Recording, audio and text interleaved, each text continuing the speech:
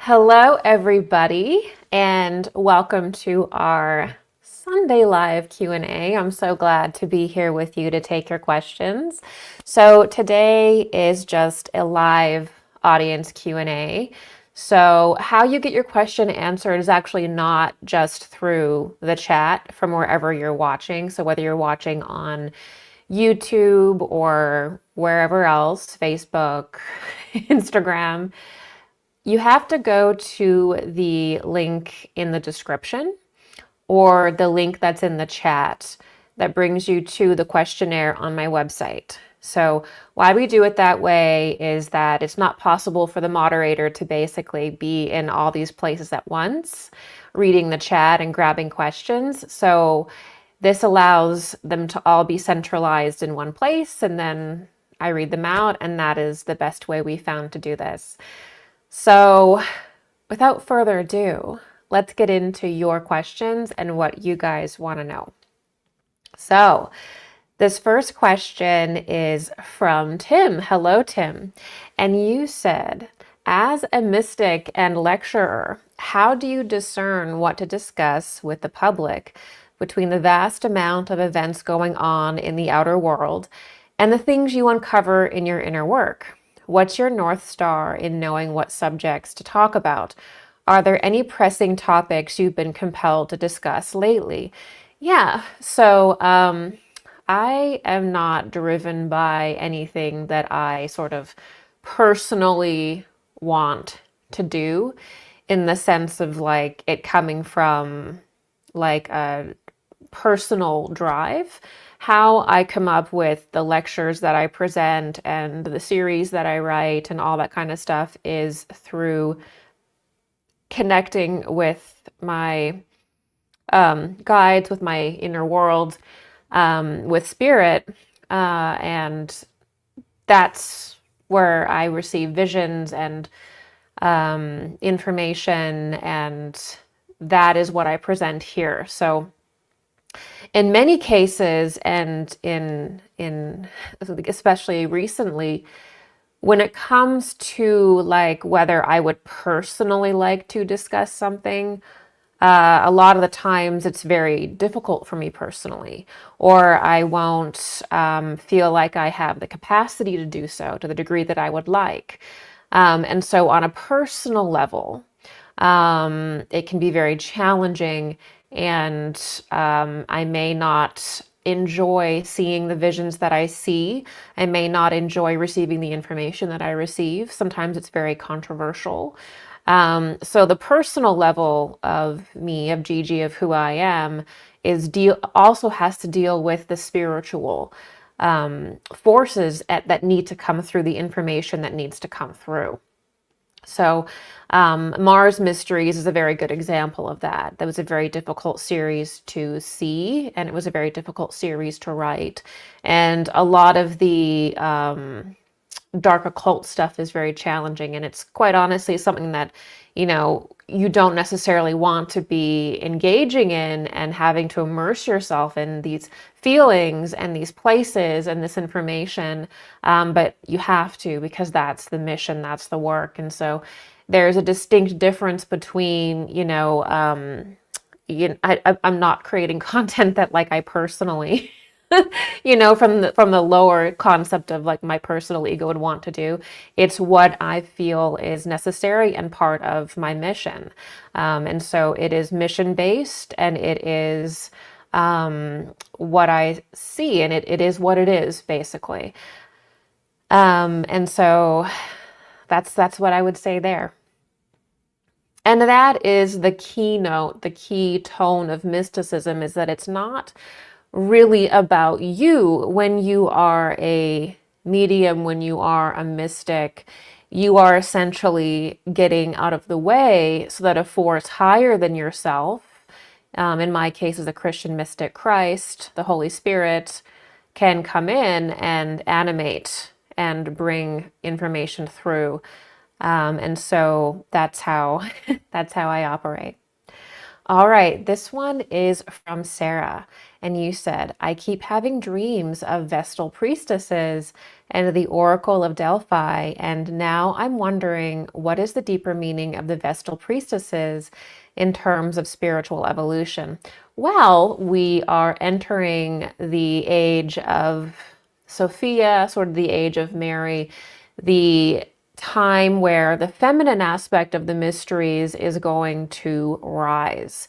And this is sort of I would say, the deeper truth, a kind of enveloping truth that I would say weaves everything together and makes everything make sense in the bigger picture.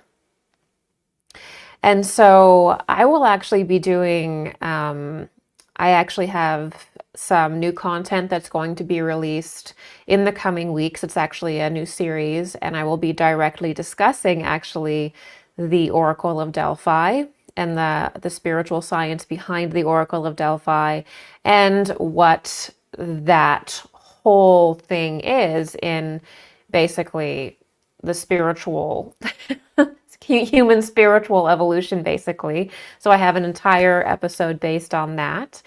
But essentially, the Vestal priestesses were kind of a vestige of a very much earlier form of a mystery school, in which the deeper truths of, you could say, the feminine aspect of the mysteries were preserved, and that was sort of preserved and carried out for as long as it could possibly be done. And then the further we move towards scientific materialism and sort of the shadow side of individuation, you see that naturally, you see that sort of the feminine aspect kind of fade away, because the feminine aspect is everything. It is all encompassing. It is, in my lecture, the light and the void, the feminine is the negative polarity, it is the void, so it's all. While the masculine aspect in the esoteric sense is the initiating force, it is the lightning. So, that feminine aspect within I would say a community, is the all-encompassing aspect. The women are the medium in which the father, in which spiritual forces directly work through in a raw way. So you're getting the raw forces and information there. And that also applies to the feminine aspect of a male as well. So people have a male aspect and a female aspect. You're not just one or the other, you have both. And so I would say that, when you get into something like the Vestal priestesses, the Vestal virgins, the Oracle of Delphi, the Melissae. You're starting to get into the esotericism of the feminine and of the negative polarity and what exactly that looks like when it comes to rituals, practices, and what was being achieved through the pure raw ability of women being able to be mediums, and how important that was for society, and especially early humanity was absolutely imperative. Everything that we have to do with the mysteries and to do with spirituality is because of early women being able to make this connection with God and bring these things through. And then they were proliferated and extrapolated and brought into much more detail. And that's how we see that. But in many ways, the women were the first people to bring this through in a raw way, and that has been lost today. And so this is going to be coming back in a massive way. And it is the balancing point for the feminine consciousness today. You see a lot of people trying to find balance in their polarities, in their masculinity and their femininity. And it's like there's this intense desire for men to almost regress to barbarianism, into this kind of barbaric way of being. And then this way of women kind of regressing into sort of like this caricature of itself. And you can see the male and female aspects almost regressing into very strange caricatures of what they are. And we need that spiritual principle, the esoteric reality of the human being and of the different genders, to come forward to remedy that and be the center point in which everything sobers. So you have to have the spiritual understanding in order to sober all of the weird caricatures that are going on in society right now that are really just, quite frankly, bizarre. Okay, this is a member question. So sometimes during these live Q&As, I will mix in some of my member questions with the audience questions. So you can also sign up, and I do this every other week on my website on gigiyoung.com, and there's forums there. There's an entire community of mystics there that are phenomenal. And so we've got a lot going on over there that you may enjoy. There's hundreds and hundreds of hours of content just like this on every topic you could imagine, from politics to deep esoterica to Rudolf Steiner to Theosophy to esoteric Christianity. It's all there. Okay, so here's a member question. What are the telltale signs that one is living their last incarnation on Earth and has paid off all of their karma here? Some say that having no kids and no attachment to the material are some signs, but what would you consider getting off of the wheel of samsara to look like? Well, I think more important than discussing what someone's final life looks like, because there's actually a very specific event that occurs when somebody no longer needs to incarnate into matter anymore, is the process of initiation. So something that we've lost in society is something that I've lately been calling initiation science, which is the actual knowledge of the process of how the human being evolves over time, and specifically in our period, how we spiritualize, how we spiritually evolve, which is quite literally ultimately the act of transubstantiating the physical form into a spiritual form through the Christ. So there is a distinct process that used to be marked in mystery schools as degrees, in which basically you transform yourself. Okay, and this transformation is like the overcoming of matter. So when you hear about things like masters, now spiritual masters are called such in perhaps the New Age scene, but in Christianity they would be called saints. A saint is basically what esotericists would call a spiritual master, and that is the same in the Eastern traditions as what you would call like a Buddha or a Dhyani Buddha or a Bodhisattva. This is all language referring to ultimately how far someone is in their process of spiritual transformation, which is a literal process of transforming your energy bodies and ultimately your physical body, which is the last phase, which is what you're talking about. There's a distinct process in which every single energy body, your astral body, your etheric body, and your physical body are all transformed by basically your, what in anthroposophy is called your I, and that is unified with the Christ. So that is how eternal life is gained. And so that whole process is called initiation science. And it is something that humanity used to know very well for a long time, but we've lost that now. So when somebody is perhaps not necessarily on their last life, because there's different sort of paths the soul can take in order to complete their, you could say, their mission. But the more advanced you become, I'll put it this way, yes, there's less and less interest in the material world, and there's less and less attachment to the material world, typically. And this tends to burn off over time, over various different lives, and you have experiences that lead you more and more into truth. And so I would say what you mentioned, releasing attachments, all of that is typical for that. And ultimately, the main point is that you begin to live your earthly life as though it's a spiritual life, as though the spiritual world is the main world in which you live. So most people operate in such a way that the material world is the main world in which they operate. They're obsessed with it.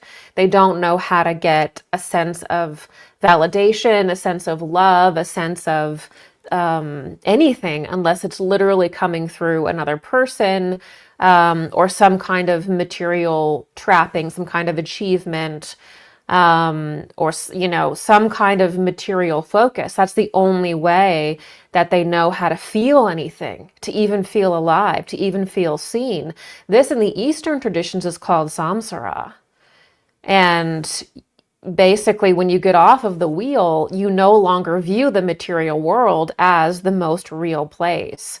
You don't think the material world is filthy. You don't think the material world is something to be avoided, or that it's illusion necessarily, or that it's something that's bad, right? Sometimes the Gnostic tradition can take, sometimes aspects of Gnosticism can make the material world too dark. The physical world is holy. There is beauty, there is God within physicality. So it's not like it's bad to incarnate. It's bad to take on physicality, but you don't see the physical world as being the defining thing in which you're, operating from. The spiritual world is. And that's where you get the quotes, about, the shrouds of heaven have no pockets. And you really do live a very different life when you are not constantly focused on the material world. And you can tell people and you also have a kind of personality. You become more compassionate. Your interests change. You get, what's called an agape love, AGAPE. You kind of get this agape love. You also will have spiritual perception. Upon your final incarnations, you're going to have developed probably many different siddhis, SIDDHIS. That's the Eastern word for spiritual capacities. And it can all be traced through basically initiation science, where, first the astral body is transformed. And this is called spirit self in anthroposophy. It's called manas in the Eastern tradition. That is the complete purification of the astral body. And that gives you clairvoyance. That gives you clear spiritual sight. And then from that point, you transform the etheric body, and that is the level of Buddhaship. That is also called life spirit, right? I'm the way, the truth, and the life. This is also in my work called Venus body, or it's Venus development in anthroposophy. That's a distinct stage in the transformation of the human being. And then there's the final stage, which is called Atman in the Eastern traditions, but Spirit Man in anthroposophy. And that is the complete and total dissolution of the physical form. Down to your bones, down to your teeth, these no longer exist. You transubstantiate all of the matter in your form essentially into a spiritual form. And this is when eternality or eternal life is really truly met. And this is associated in the anthroposophical tradition with Vulcan stage. So there's no need to guess about how human beings evolve. We have all of this within the spiritual traditions in which we've lost, right?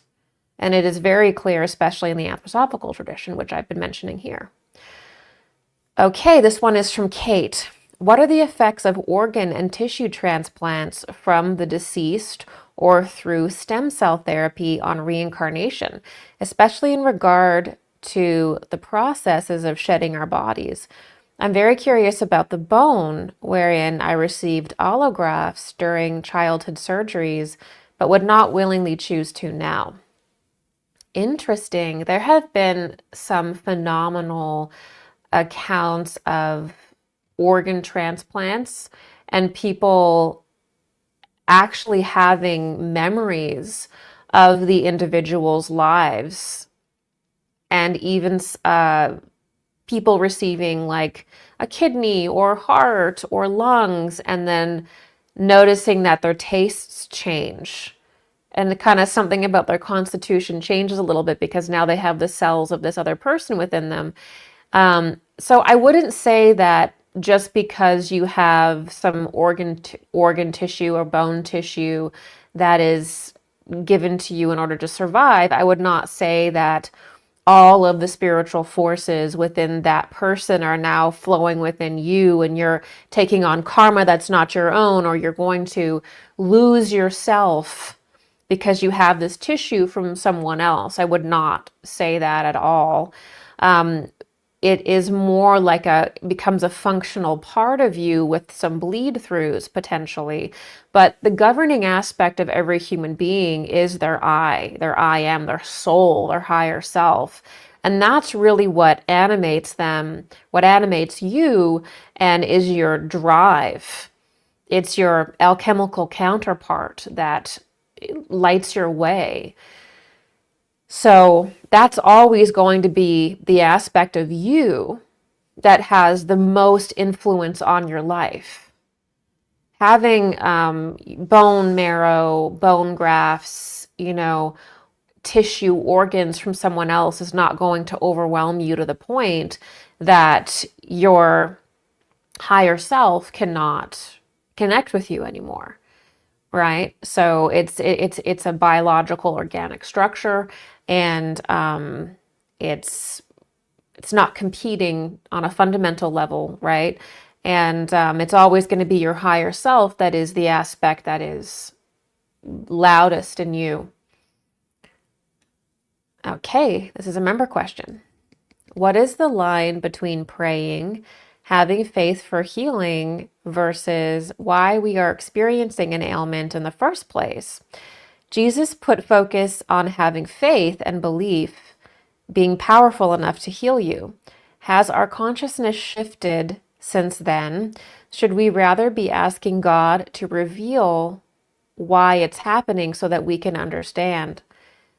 Well, yeah. One of the best things that we can do when we're experiencing an ailment is to pray to God that we have clear vision and understanding as to what imbalances we have within ourselves. And in the materialist sense of diagnosis, illness remains this incredible mystery for the most part, other than trying to sort of helplessly track it back to genetics. Genetics is the reason for everything. There's actually spiritual roots of disease, and also spiritual roots of just general imbalances in your body, not even necessarily like major diseases, but just like my shoulder is sore, my feet hurt, or I'm having a skin flare up or something like that. We are we are not just physical beings. That's ridiculous. We have spiritual counterparts that are united with our physical form, that are directly feeding into how our physicality is operating. Now, it's not always straightforward. It's not always simple when we come down with any kind of problem, whether it be something as, you know, like depression or anxiety, or whether it be a serious physical ailment. It's not always straightforward. Oftentimes, there is this process of having to be very aware and focused physically and also spiritually, not ever putting one aside, not ever saying that you can never, do something allopathic, or you can never look into something spiritual, but finding that place where you can marry them, right, in a reasonable way. So it's all about harmony and balance. And in the future, people, certain groups of people will move more towards seeing health as about harmony, and about balance, and that sort of illness can really stem from disharmony, either things that are chronically going on within the soul or things that are more a reflection of your life. But this is a whole system that was used in the earlier traditions. It's used in the East, but it can really find a place with the Western perspective as well that's actually much more deeper, which is coming in our future, but right now it's very difficult because of the Western allopathic steel trap that just repels a lot of spiritual ideas. So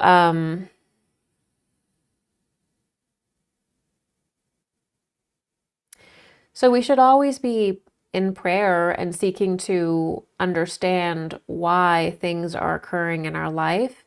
And, the key there is to not have these expectations on the response. It's always the hardest part, but, when we pray and we ask for guidance, we ask for advice. And this is the case no matter how dire we think we're, the condition that we're in is, we can't have frustration or expectations about how we receive guidance or when. And that's the hardest part, is you truly have to open your heart to God and let God guide you, and humble yourself, and let go of control. And that's often the most difficult thing for us, is to let go of control and be led, and to have that be okay. And that's the key. Mike, could you describe the Ahrimanic deception in your way? I'm about to enter study sessions with someone just out of an anthroposophy school in Sweden. We were excited when in conversation we found out we both enjoyed watching Gigi Young. Oh, that's wonderful. I love that. So for anyone who doesn't know what the word Ahrimanic is, I'm sure most of you watching do. The word Ahriman is actually a Persian word for devil. And Rudolf Steiner, who was a philosopher, mystic, Renaissance man near the end of the 1800s into the beginning of the 1900s, he really clarified the kind of human conception of evil. And he brought a lot of a deeper look at to what evil and good is. And before that, it was really kind of a duality. There was good and there was evil. But Rudolf Steiner said was that evil itself has two poles. And the two poles are Lucifer and Ahriman. And the middle path is Christ. So this is a central concept in anthroposophy, and it's a beautiful concept because it provides so much depth into how we find that harmony and how we find that balance, which is that the Ahriman, the Ahrimanic force, is the kind of heavier evil. It's kind of more like the traditional Satan, really.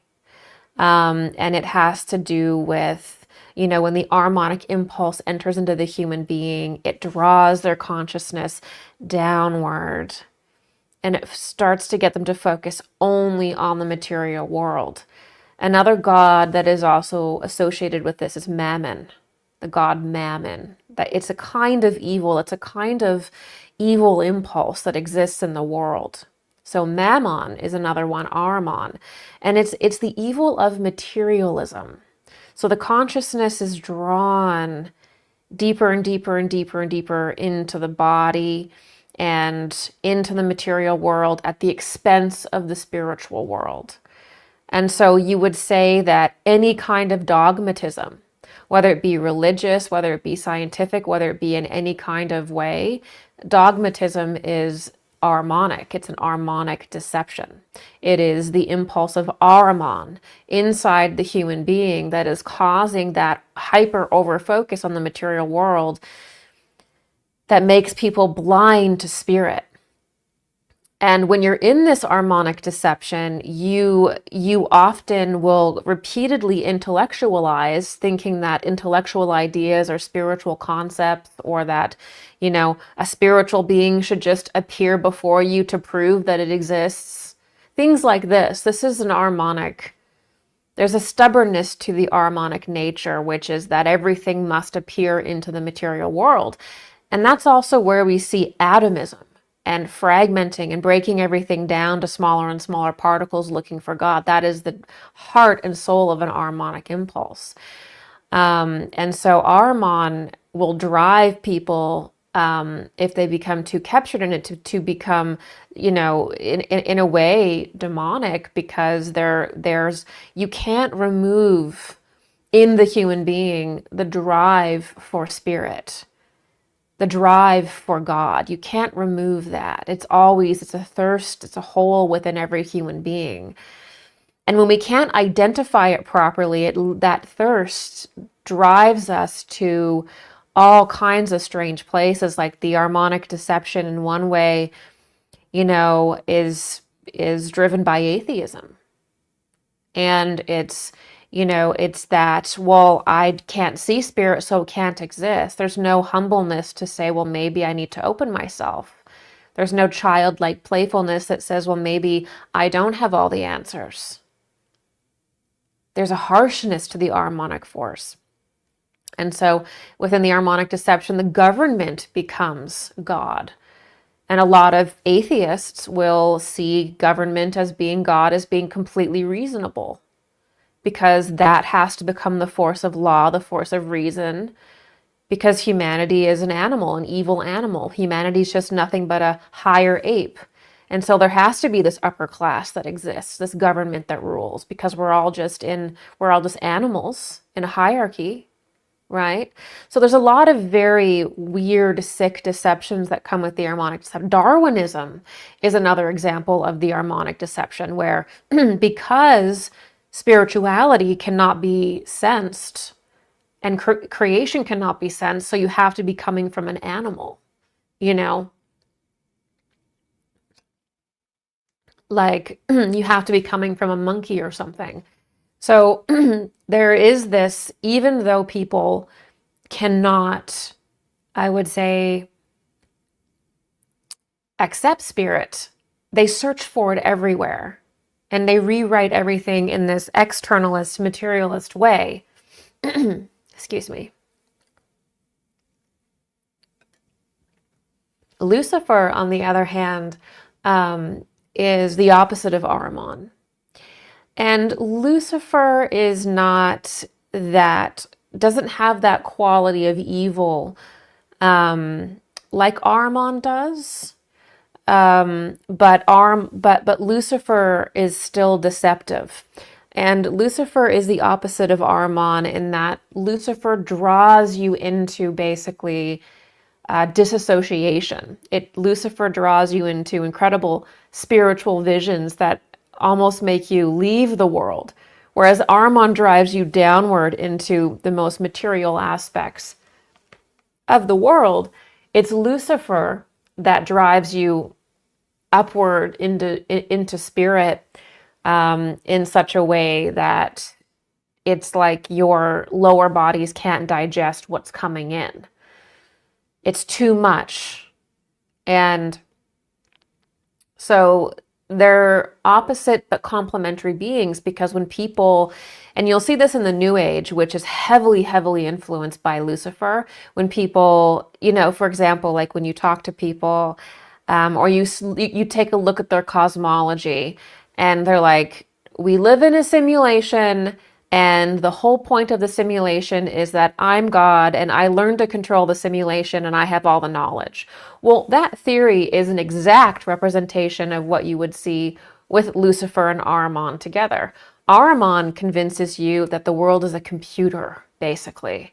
It's a simulation. It's a hologram, which only actually describes the lower astral world. If you look anywhere beyond that, you would see we're actually within beings, great beings. You would never call it, you would never refer to the entire cosmos as a hologram or a simulation. Only the lower world and the subnatural world behaves as automata, as automatic, as like a computer. Only the subnatural world behaves that way because they don't have an eye. They don't have life. They don't have the same thing that human beings do in the same way. So when you have that idea that we live in some kind of simulation, and the whole point of the simulation, of course, is for you to become the person in control of your simulation or the simulation, then the ultimate goal is what? Knowledge. What is that? Lucifer, Lucifer Gnosis, Lucifer, the bearer of knowledge. So instead of truly understanding initiation science, you've just made a pact with Lucifer and Ahriman, and you've created this weird system that centers around you being God and knowledge. Knowledge is the ultimate thing, rather than the actual transubstantiation of your physical form into a spiritual form through Christ. That's the goal. Not ruling the simulation with Lucifer knowledge. So that's how Lucifer and Ahriman in our day and age are creating false paradigms, and a lot of people are fascinated with them, but they're not human. It's an inhuman paradigm, right? And it produces an inhuman result. The more that we evolve as people, the more human we become, because the core of the human being is really angel. It's really the Elohim. So the more human we become, the more angelic we become. The less human we become, the more alien, the more mechanized, the more harmonic, the more Luciferic we become, which is a degeneration of the human soul and the human spirit. David Stone, please, can you advise how to heal a rupture in your crown chakra? I love your work. Well, thank you, David. So the crown chakra is the top spiritual center in the head. It is the center in which the human being receives sort of the pure, raw astral forces, pure, raw spiritual forces. And once it's received in through that organ, it then goes throughout the rest of the 6 centers and goes into the life function and all that of the body. So I would say it's actually very simple, and I always talk to my group about this. I feel like I'm mentioning this like every week because it's so simple, but it works so well.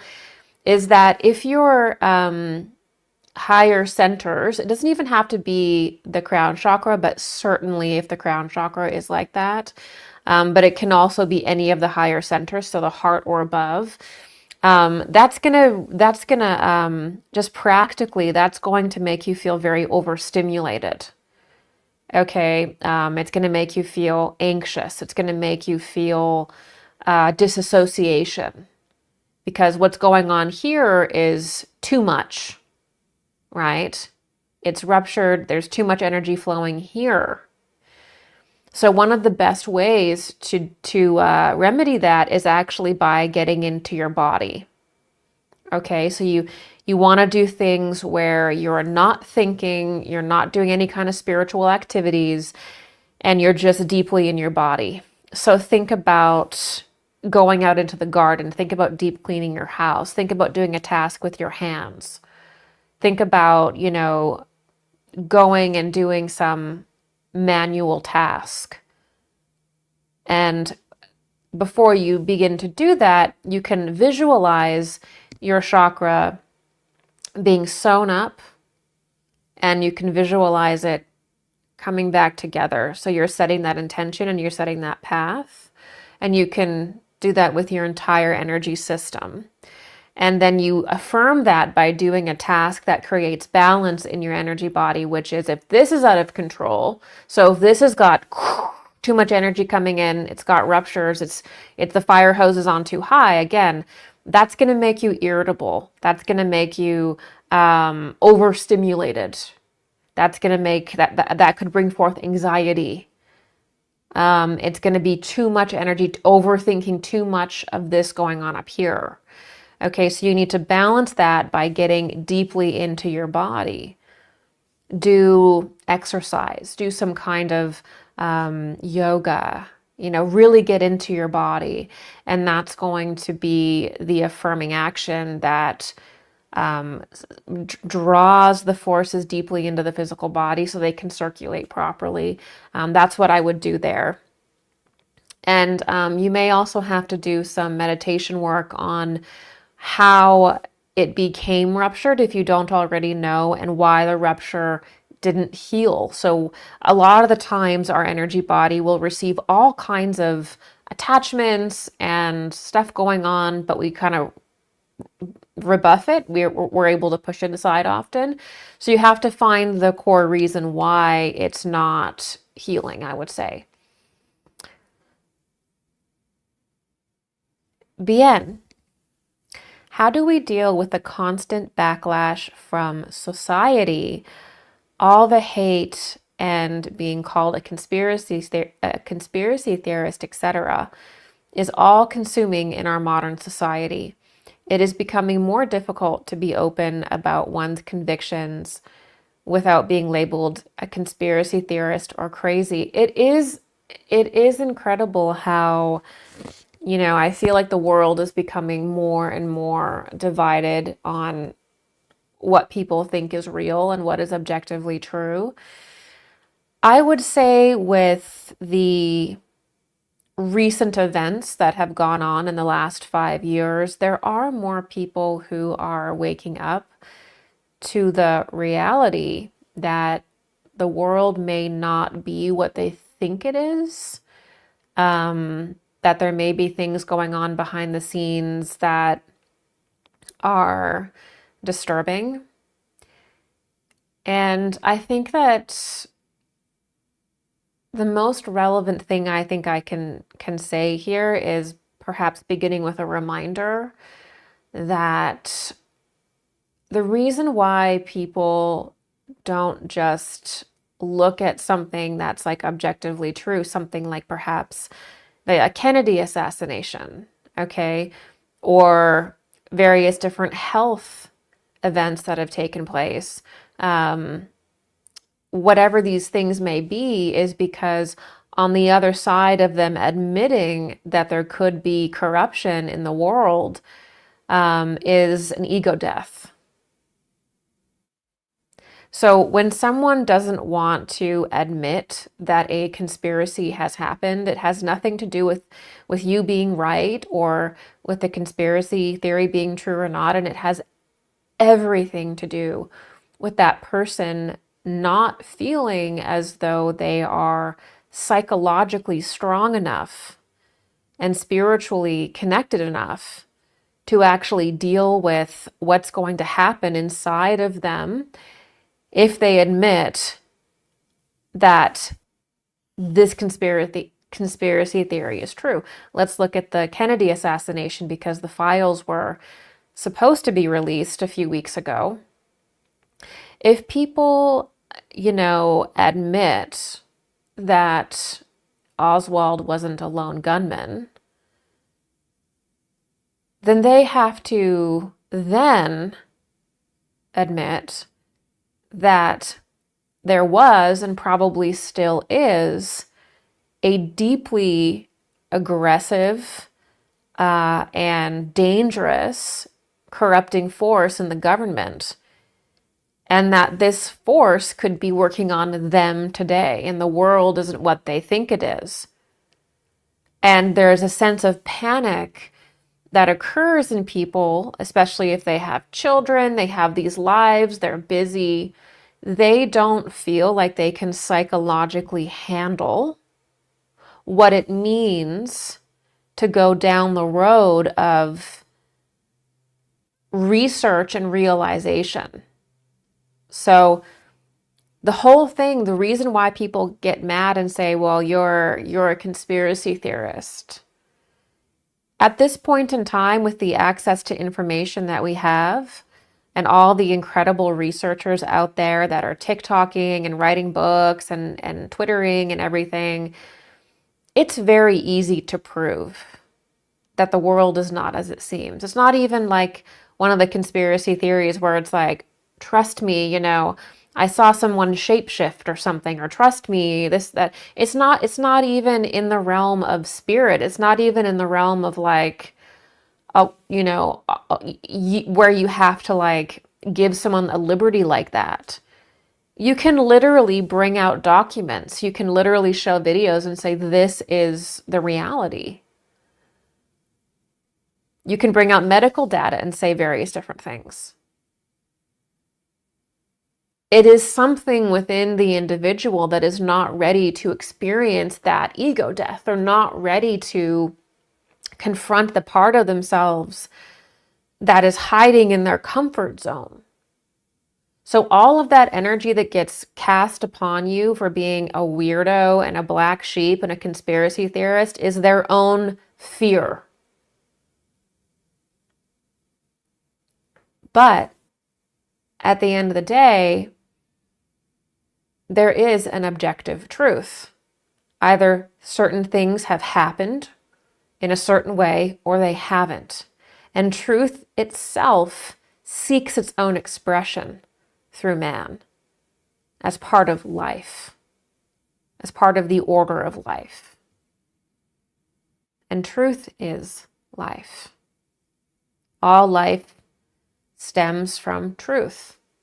And there is an objective truth, no matter how much people want to choose their own adventure here, there is objective truth. And it is not on you to strong arm people to see that. But it also isn't on you to feel bad about yourself because, your family member or your friend or whoever it is don't want to experience that ego death because they don't feel they're capable of it.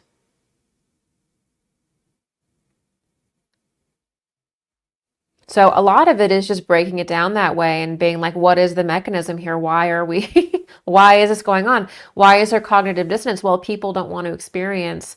Think about how you felt when you first realized a conspiracy theory.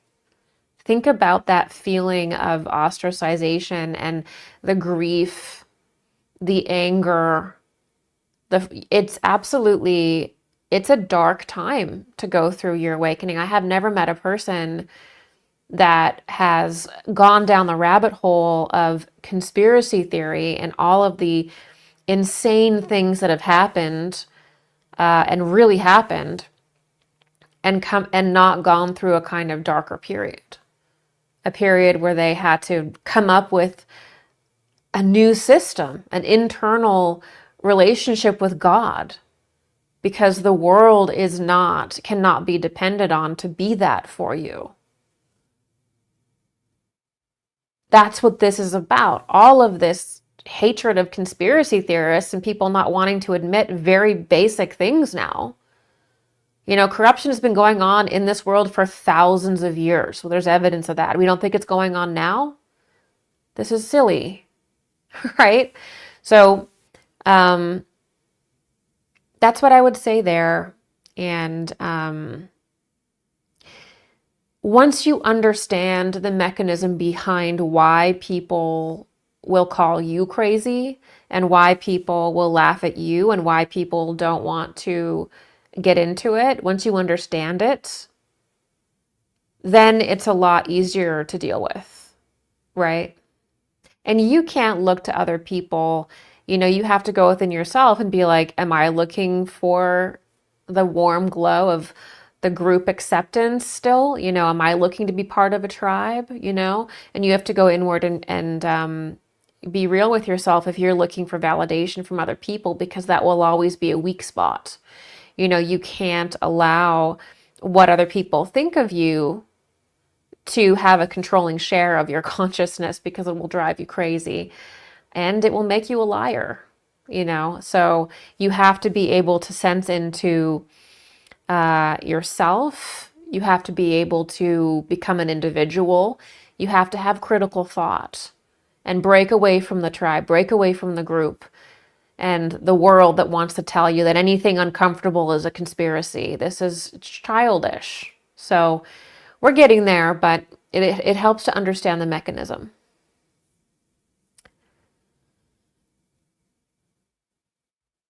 Okay. This is a member question. Steiner stated about one of his elementary schools that he, quote, couldn't run a school for demons, meaning many of the children were demonic. Is this how some kids are...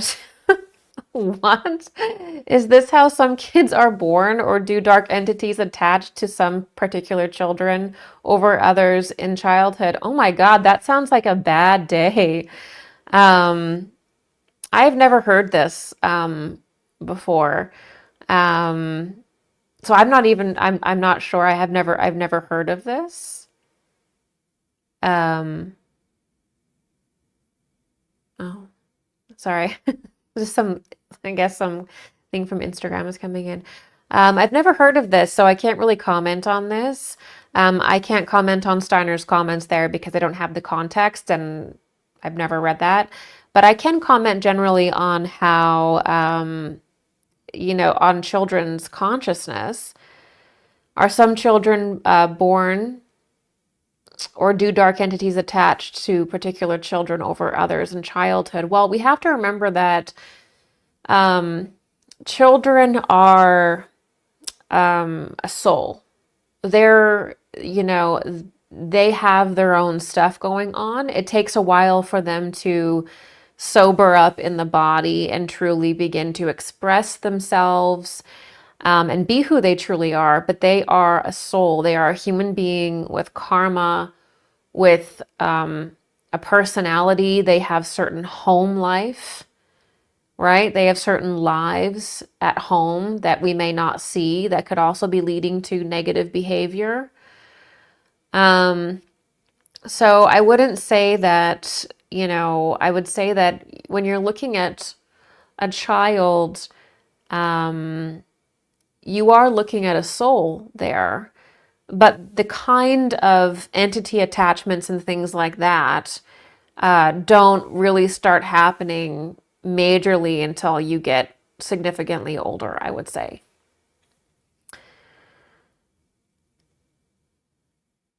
Okay, this is from the Fizz Wizard.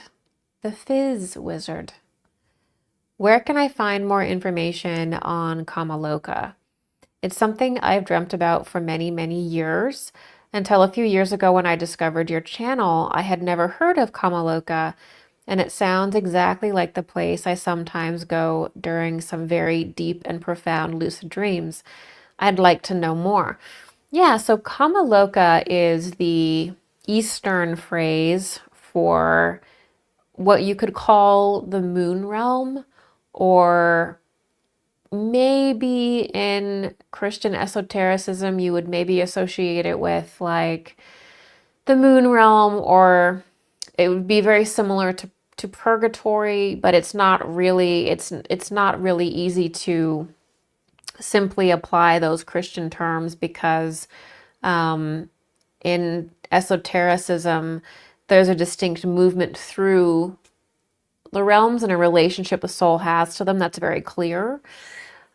So you can find information on Kamaloka in lots of different spiritual material. I mean, you can get it in there's the Egyptian and Tibetan books of the dead, which describe the death rites, but in modern times, often, different writers who make commentary on it will discuss that in Egyptian religion and also in Eastern religion, there is this idea that the soul is passing through these different gates. And these gates are basically just like different levels of the astral world. And so in modern times, in the New Age, people will take that and kind of run with it and say that there's all of these different dimensions. There's like 16 different dimensions, there's 7 different dimensions, but really when it comes to the mysticism, it's really not that way. There's different gates within the astral world. So there isn't like 16 or 7 different places. They're all different conditions within one place, if you will. And it's important to view things in a way in which you can operate because everything becomes in our modern times these weird mathematical abstractions that were reached through a mathematical analysis of the human being rather than actual mystical experience and knowledge, right? And we have to bring it back to that. Because when you enter into the spiritual world in the process of death through actual mystical experience and actual mystical knowledge, you don't see like all these different dimensions or whatever. There's different, what they're classically called are gates or lokas, which are really just different elements of the same place, if you will, turned backwards and forwards to produce a different result.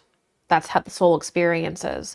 And so when you look at the death traditions of any religion, you're going to find their own language for that. Also in the anthroposophical system, Rudolf Steiner discusses Kamaloka.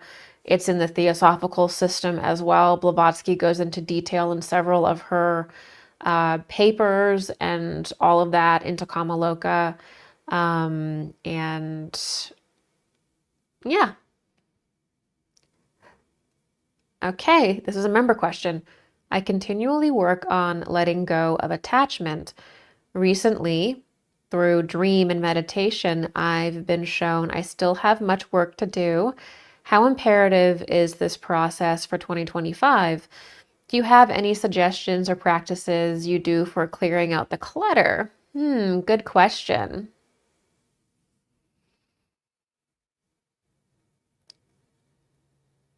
I think that releasing attachment and clearing out the clutter is important to do really every day, because we can't really truly become aware of the higher the higher forces within us, the Christ force within us, unless we're working steadily upon what is not him. Right?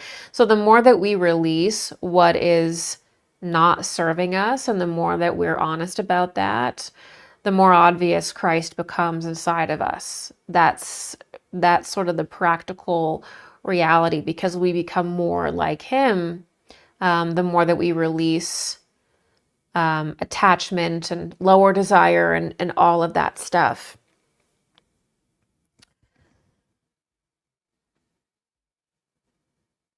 Yeah, and for me, the biggest thing is the rhythm of your life. So rather than have like some big ceremonial practice that I do or anything like that, it's really how I try to organize my day personally. Um, I try to be organized in the structure of my day the best that I can, where I'll work at a certain time. And for me, I will open up to spirit and I will work for a certain period of time. I'll do those activities. And then I will absolutely have a time where I'm outside, where I'm getting in my body to counterbalance the spiritual work.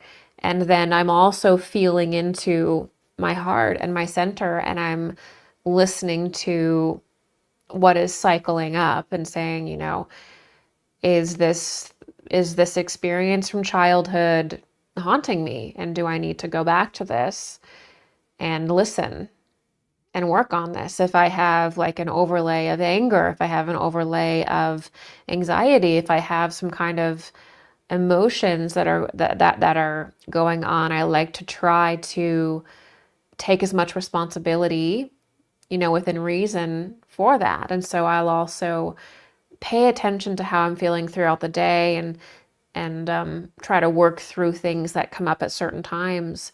And the key thing to remember here is that we're never going to solve the entire puzzle in one day or in 1 month or in one life. It's not about suddenly miraculously healing yourself and like ascending up to God or something like that. It's really about every single day doing the best you can. And even if it's like 1% better than yesterday, that's amazing. Even if it's 0.1% better than yesterday, then that's amazing. And it's really the accumulation of these small tasks that you do every day to seek that little bit more balance, to be a little bit more honest with yourself, to challenge yourself a little bit more. It's really those little tiny things. Sometimes, if you're in a rut, you need to take a risk. You need to just go and do something that intimidates you. Sometimes when you're feeling overexposed, you need to rest. You need to find that rhythm within yourself. And you'll find that when you do that, your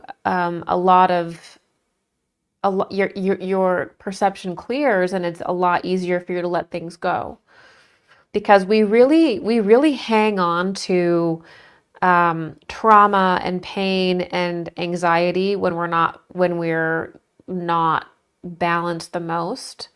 So the more you just find that balance in your life, and you're really strict about that, honoring that, it's much easier to release things. And this is just speaking generally. Okay. What's your perspective on narcissism from the viewpoint of esoteric or occult science? Yeah, I've made a video on narcissism actually, and I believe it's on my channel. But how I view narcissism is that a soul will develop that quality of narcissism, and even sometimes psychopathy and these sort of personality disorders, when that individual is extremely traumatized. So for me, narcissism and some of the more difficult personality disorders are directly related to deep trauma within the soul. And the soul has entered into survival mode and is so used to this kind of abuse or darkness around it, from being innocent and then having experienced darker experiences, that's kind of what they think the world is. And they become essentially focused on survival and their survival.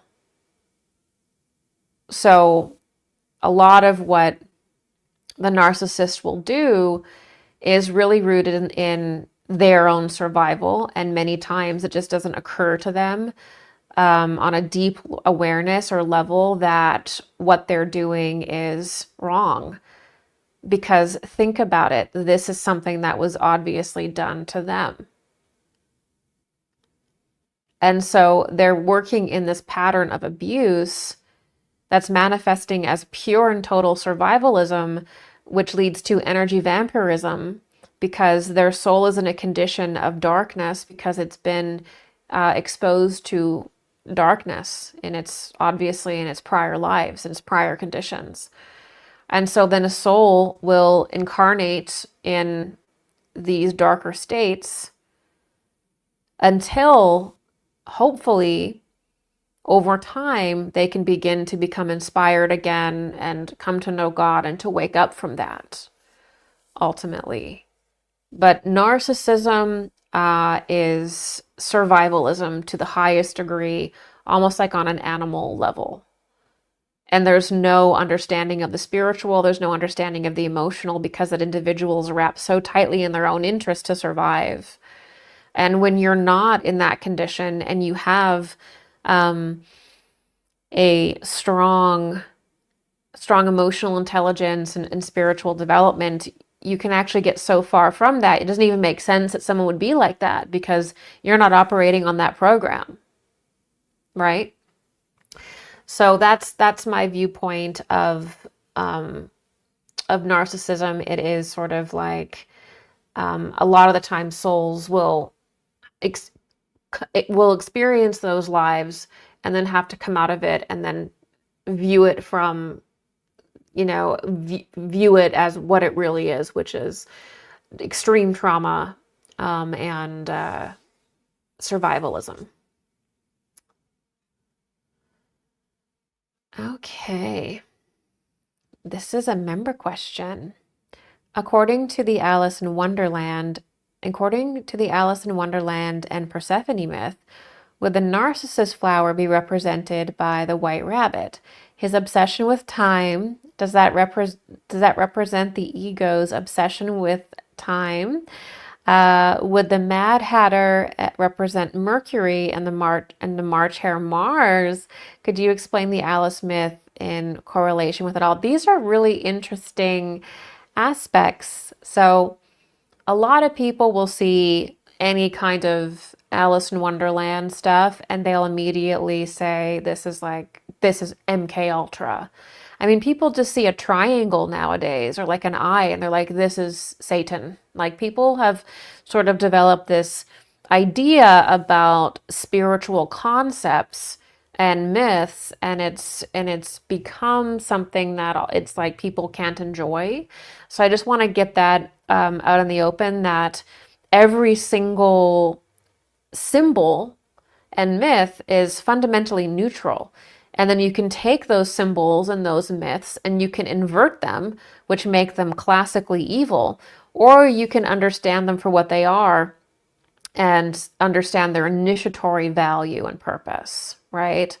So when you have a tool like Alice in Wonderland or like a really good story like Wizard of Oz or whatever it is, those are used for evil sometimes, but the fundamental story of both of those things is that it is a Persephone myth.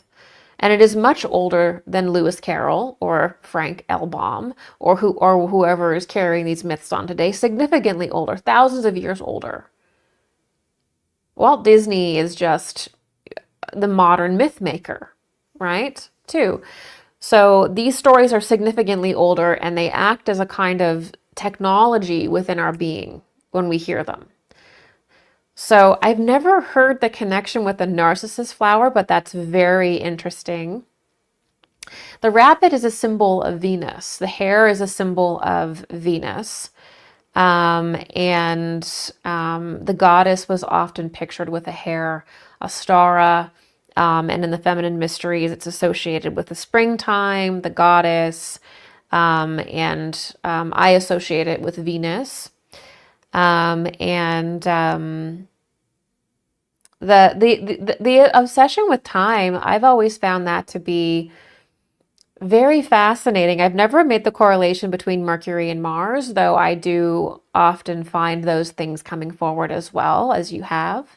But the sort of crazy thing about time, and in the Alice in Wonderland series, time being so strange, is that that is a symptom of psychic experience. So when you spend a significant time in trance, in mystical union, time basically stops, and you really lose sense in time. There's some projects that I've worked very deeply on where like a month has passed and it has felt to me to only be like a few days or a week, and I don't have much of a memory of that month.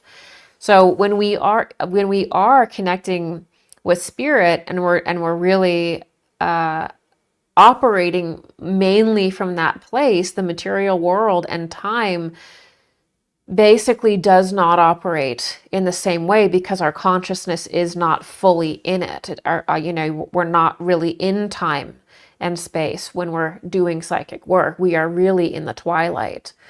And so that's why, in classical psychic development, you don't, especially if you're just beginning, you don't spend all of this time in trance, or it's not good also just with plain meditation either.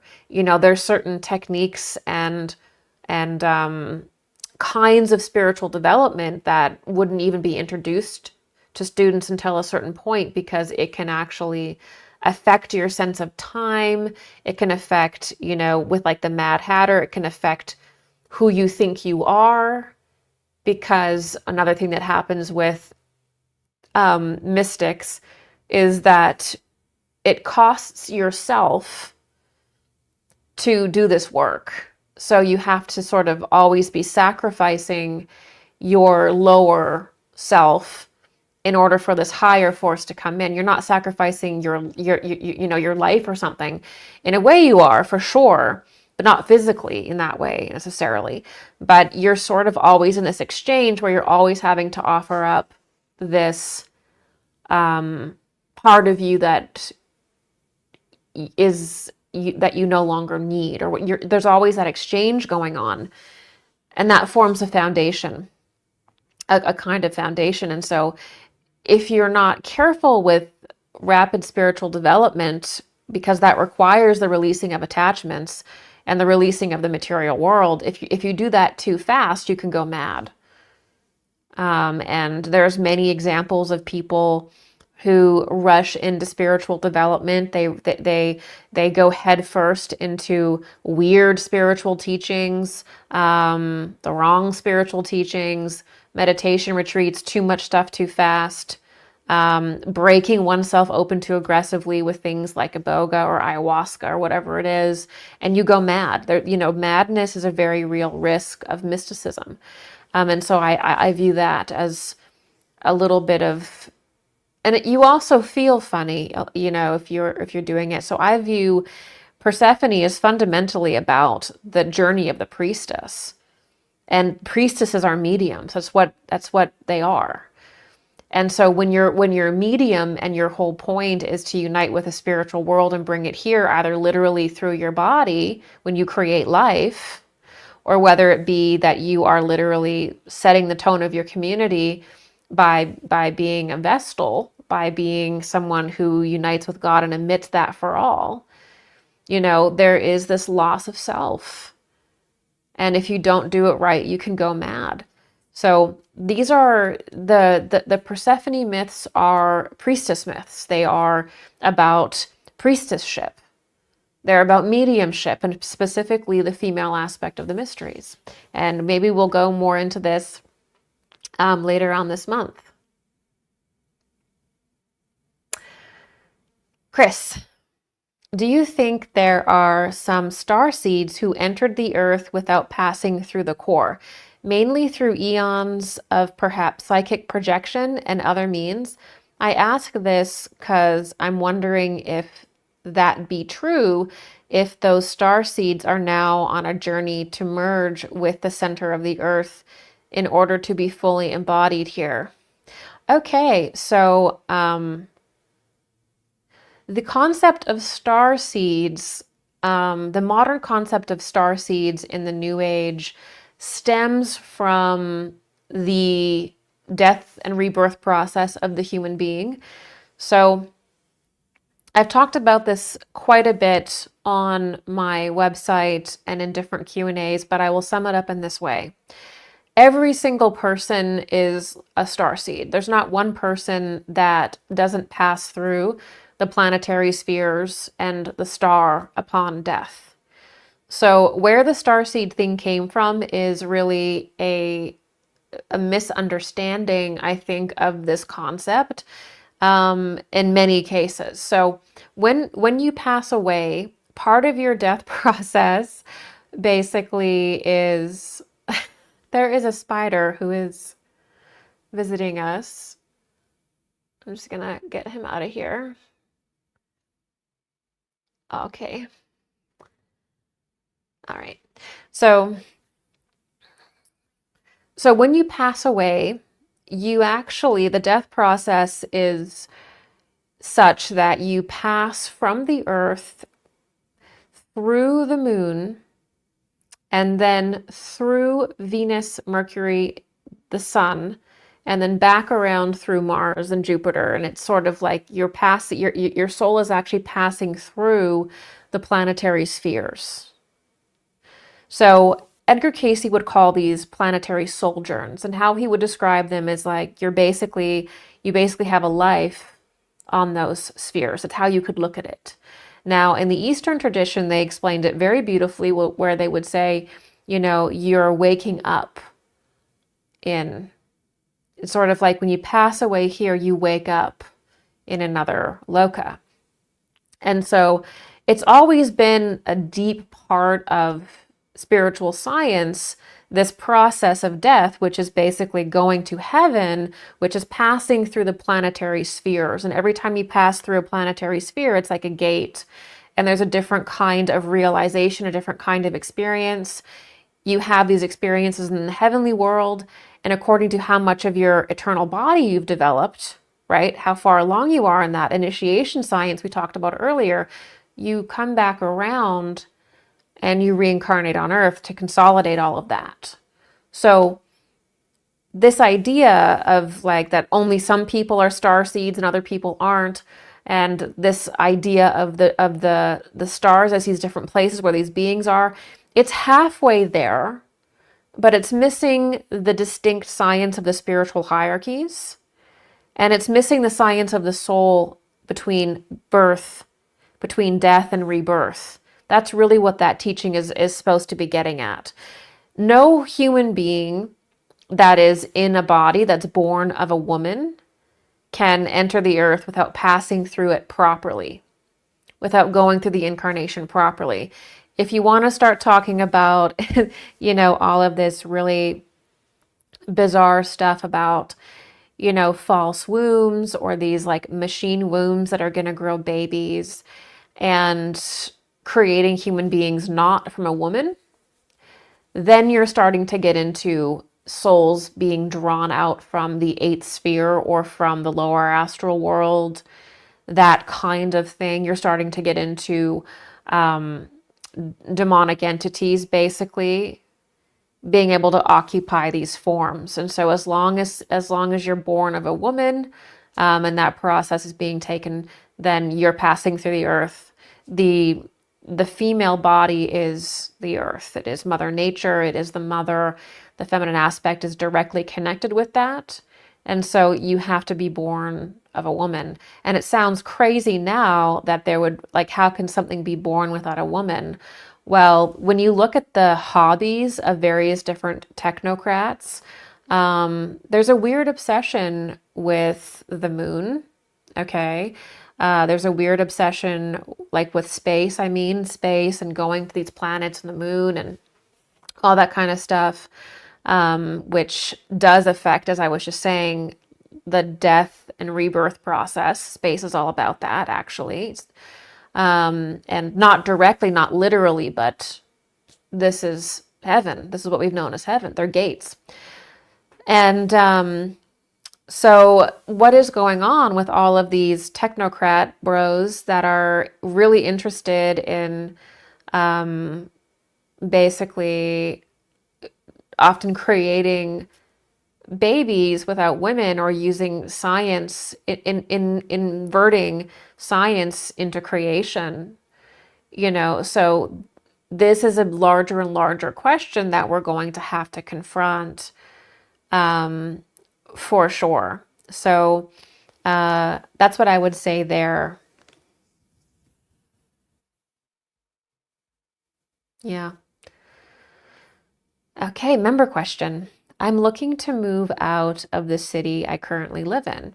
I know I know it's time for me to move because I have health issues caused by the environment here, but I haven't found the right place yet. Anywhere I look, there's some kind of crisis going on. Any advice on what to focus on while looking for a new home? I really feel you. I feel like, you know, I have moved so many different times for different reasons, and it is the worst. Um, so I really feel for you here. I would say that anytime it's as important as where you're living or where you're going to be located, you have to look for that feeling, that gut feeling or that sign. It really has to hit you on a kind of spiritual and gut level. Like this is it. There has to be that feeling. Do you know what I mean? You can have doubts, you can have questions, but there has to be that sense that you can see and feel yourself there. And always keep your heart open to maybe something a little bit different than you would find yourself wanting, because sometimes spirit will bring us to different places, bring us to people or places to live or experiences that we don't think that we would want or like, but that we need. So keep that in mind, I would say. Okay, Karen Dixon. What do you think about UAPs being sighted all over the world and is popping up in media nowadays? Is it just a distraction created by the government or is it actually extraterrestrials? So, in the last few years, there's been an incredible effort to put UFOs in the news, or UAPs, as people want to change the language now. And my opinion on that is that it is all to basically get people talking about two things. The first one is to change our religious ideas and to induce an ontological shock. This has been cited by various researchers as creating an alien religion in the past, trying to destroy all religions and centralize them around some kind of false scientific worldview that includes space beings, or the redefining of angels and what we would have classically called demons as aliens and outer space people in a materialistic way rather than a spiritual way. So part of the UAP thing is absolutely to rewrite religion, to reimagine the human origin story. But the other part of it is much more practical and has much more to do with real world material control, which is that they want to basically create a technological revolution. It's the reality that there's been all of these private tech companies and aerospace companies that have hoarded away advanced technologies to the point that they would allegedly steal people's devices. All kinds of dark things have gone on in the name of being the most technologically advanced and powerful group in the world. Because whoever has the technology rules the world, right? And this is something that also Dark Journalist has made clear in regards to the JFK assassination, is that we're not looking at that deep enough. Because whoever has the advanced technology, and the advanced technology is associated with the UFOs. The technology that makes UFOs operate can be used in many different ways. That's referred to as the UFO file.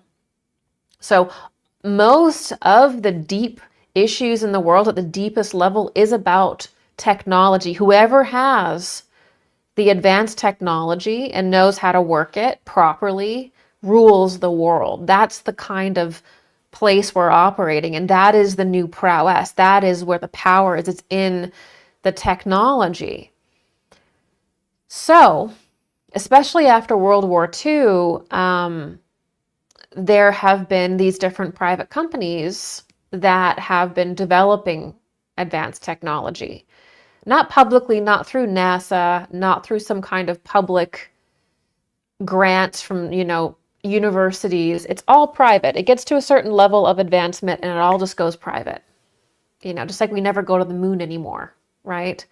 We allegedly kind of went that one time and then now we never go again. It just disappears after a while.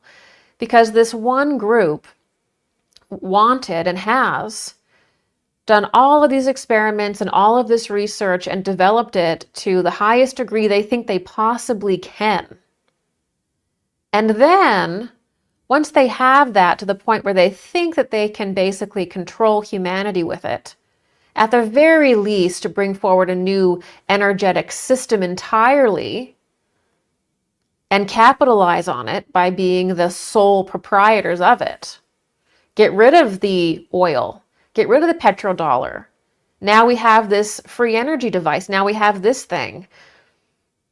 Okay, and they'll have some weird story about how they've discovered it or whatever.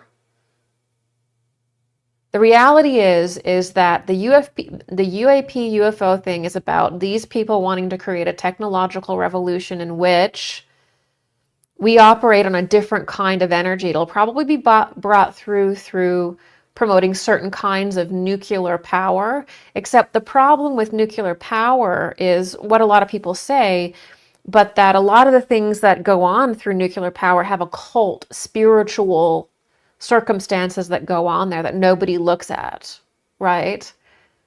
What's really going on in those things? So it'll start out through these different kinds of more and more efficient power, which the Green Movement was supposed to sort of lead people into that. And then what you have is a complete overtaking of the world by these technocrats and technologists that are apparently saving it because they have this new mode of energy, free energy, or the different energies are going to release before free energy that are sort of like nuclear kind of devices or these weird devices that lead to that. Of course, they already have certain things. And that allows them to completely and to totally consolidate power. And they did that because they took people's money, people's things, hoarded it for themselves for decades, developed this, and now they're going to save the day with it now that they have control over it. This is what's going on. People get very excited about things like free energy or 0-point energy, and I get that. I totally see all the problems we have with our energy crisis and things like that. I get that. But the reality is what people call free energy or 0-point energy or etheric technology, that has spiritual repercussions. And it doesn't operate in a straightforward manner, like combustion, like fossil fuels. It's basically a magical device. When you look at a free energy device, the various different kinds they have, it's not our first rodeo with this. We have them in earlier times in our civilization, which we call Atlantis. Now we've had to modify them for this particular environment, which is our period, the post-Atlantean period, but we've had them before. So all of this stuff about the UAPs, it always comes down to two things. Who's driving those things? Okay, like the aliens or whatever. And what is their propulsion? The propulsion conversation will always lead to the release of these devices that are going to liberate humanity. And humanity is so locked and trapped in materialism that they don't understand that there's no such thing as free energy. There's no such thing as free, and nothing is free. What, free energy?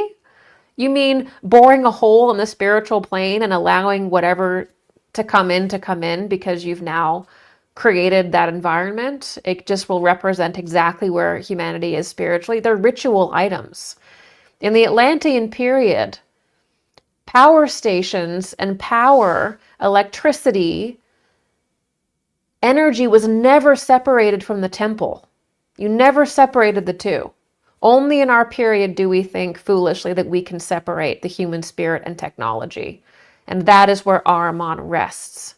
And that is the problem. The problem is people think that in a completely materialistic way, they're just going to turn on like a free energy etheric device and it just pulls and operates just like pure magic. It's a spiritual device. It has an effect on human consciousness, and it pulls things in from the spiritual world as well. So this is where we are, is that UAPs are about creating a complete takeover by introducing this strange force, this strange kind of propulsion, right? That propulsion then gets translated to miraculous kinds of energy that are going to free the world, right? Not even for 1 second discussing the spiritual implications of this or how they work. It's not that we can't have nice things. It's not that we can't have free energy devices. It's that they're dangerous spiritually. And there's different orders of people who have these things. And they only use them in very small circles where consciousness is at a certain point. So it's all about keeping people distracted on their devices and politics and all this kind of stuff. And then here you have these people who, quite frankly, have hoarded all of this information, hoarded all of this technology for decades using your tax dollars to create these devices, to create AI. And then now they're introducing it like it's the first time we found it. Now they're going to introduce it like it's going to save the day. Are you going to fall for that? There is a holy and good way in which we can technologically develop that is better than anything these technocrats will ever offer you. And it's a much deeper discussion and more satisfying and holistic. It's not that we can't have technology, we can. It's more advanced than you could ever imagine. It's that we can't take the soul out of it. It's that we cannot approach advanced technology without the soul. I'm not a Luddite. I'm not trying to drag humanity back to some agrarian type of life. I'm pro-technology. What I'm not pro is this racing towards these different devices and all this kinds of stuff with this kind of stewardship, which is none at all. And going and having this technological revolution because of greed and power. And the person with the most advanced tech wins and gets to take over the world. This is sick. But the answer is not to move backwards into agrarian civilization, not have technology either. The answer is to develop it properly, and to do that, we have to understand how it parallels with spirit, period. Now, we can't stop what's coming, but we can enter into it with open eyes, and we can create counter movements and counter conversations if people have the bravery to do so, to create a stream that counters it, which would be incredible yeoman's work.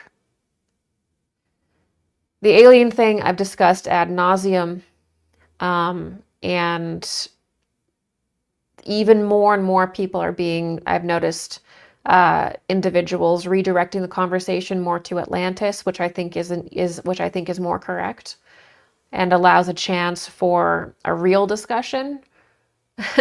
But that's what I will say there.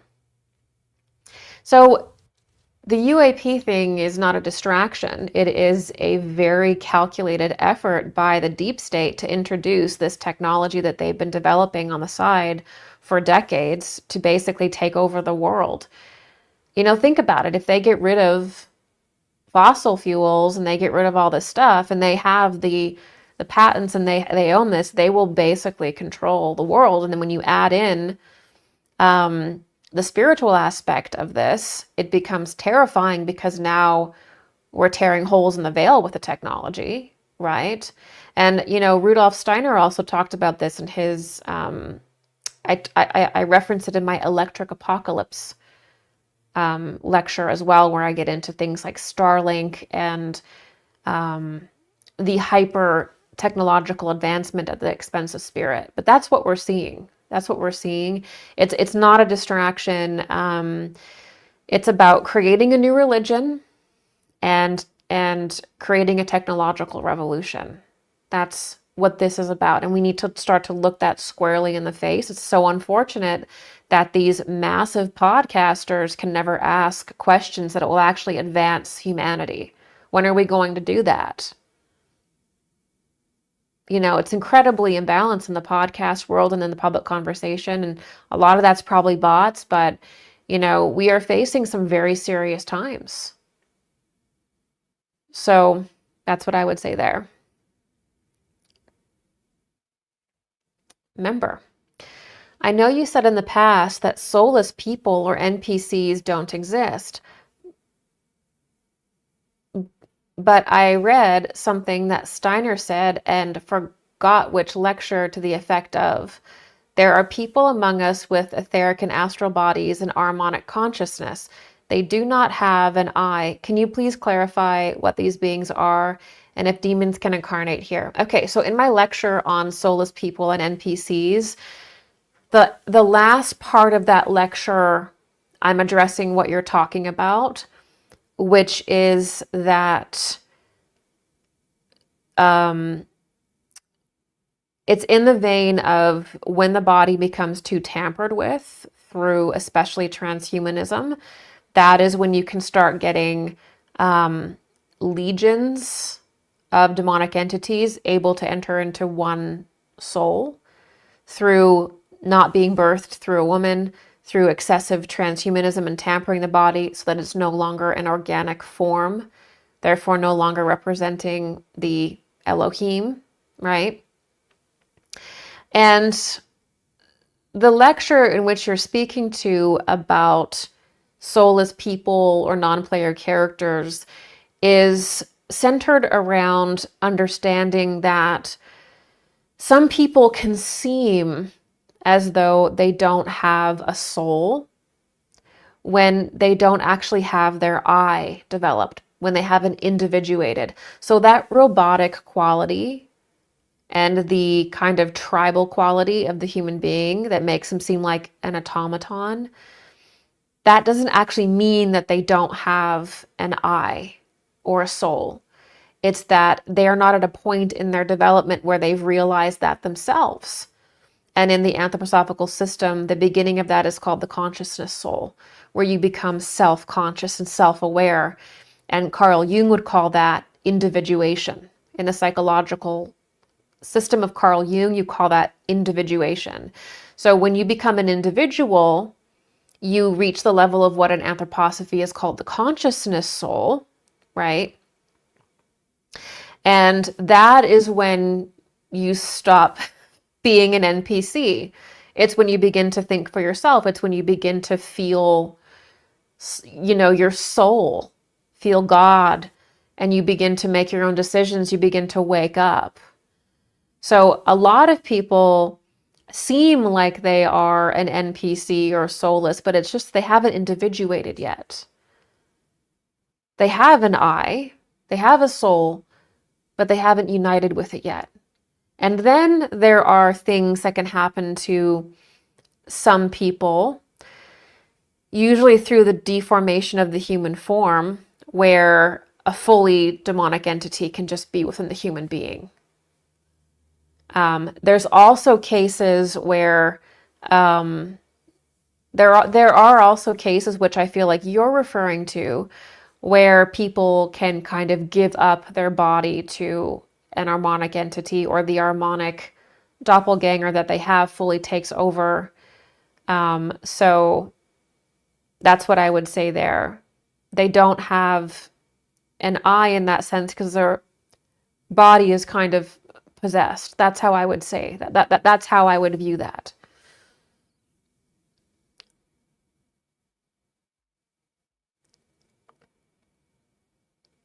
Yeah, there are people among us with etheric and astral bodies and an harmonic consciousness. They don't have an I. Yeah, so this is a phenomenon where I'm not sure in that lecture if he's saying that they were born that way or if they became consumed by their harmonic doppelganger, or for more simplistic terms, they basically became possessed. And so the I is no longer the governing force of their system anymore, which does happen as well. You know, possession is real. People can become possessed and the form can be taken over, unfortunately. That's the probably the best I could do on that one without having read it. Okay, this is another member question. Can you share more about the evil Asuras? Asuras. I have read that the Asuric beings are spirits of fragmentation and the dissolution of the I. Are the Asuras worse than Ahriman? How might they affect humanity or life or the earth? Are the Asuras affecting us today? So the word Asura is an Eastern word to mean evil spirit. And in the Western system, why the Western system is interesting is that development is very clearly tracked in epochs and ages that are associated with the planets. So the first development of humanity is called Saturn development, and then the second is called Sun development. The third is called Moon development. The fourth development of humanity, which we are today, is the Earth. Humanity, I guess you could say the fourth development of the planet, really. And then there are 3 future developments that we'll go through for a total of 7. And there's all these things that are happening in the cosmos, every single development. This is referred to as the battle in heaven or the war in heaven in biblical Christianity. So the war in heaven, the idea of Ephesians and the idea that we are battling with things that are not flesh, that there's these spiritual battles going on all the time, is very real. And in occult science, we can track these battles and we can see these conflicts, you could say, in the heavenly world. And we can see that when there's a conflict, there's a winner and a loser. And technically, the fallen angels or entities will fall and other entities will rise. And the fallen angels and the fallen aspects get cast down into the lower subnatural world to their world, but would be the earthly world to us, our world. And so this is why you hear about the fall of the angels, and Lucifer's a fallen angel. And then in all these texts, you know, this focus on the battle in heaven and all these angels falling and things like this, and then exaltation of some beings and falling of others. It's really about initiation, but ultimately that concept that beings can fall is prominent in occult science. And the Asuras are entities that fell, I believe, during Saturn development at the very, very beginning of our existence. And so they're considered to be very, very powerful and associated with the very identity of the human being. And The Asuras are sort of like, they work in tandem with Ahriman. That's how I understand it. But Ahriman is like a being, and the Asuras are almost like, I would say, they're sort of like leagues of demonic spirits from the Saturn period in which they fell, and they contain that quality. Whereas Ahriman is the Antichrist. So he is the figure in the anthroposophical system that is directly countering the Christ. He is the traditional Antichrist. That's who Ahriman is. So they'll work in tandem with one another because they're all part of the fallen impulse, and they're each playing their role, I would say.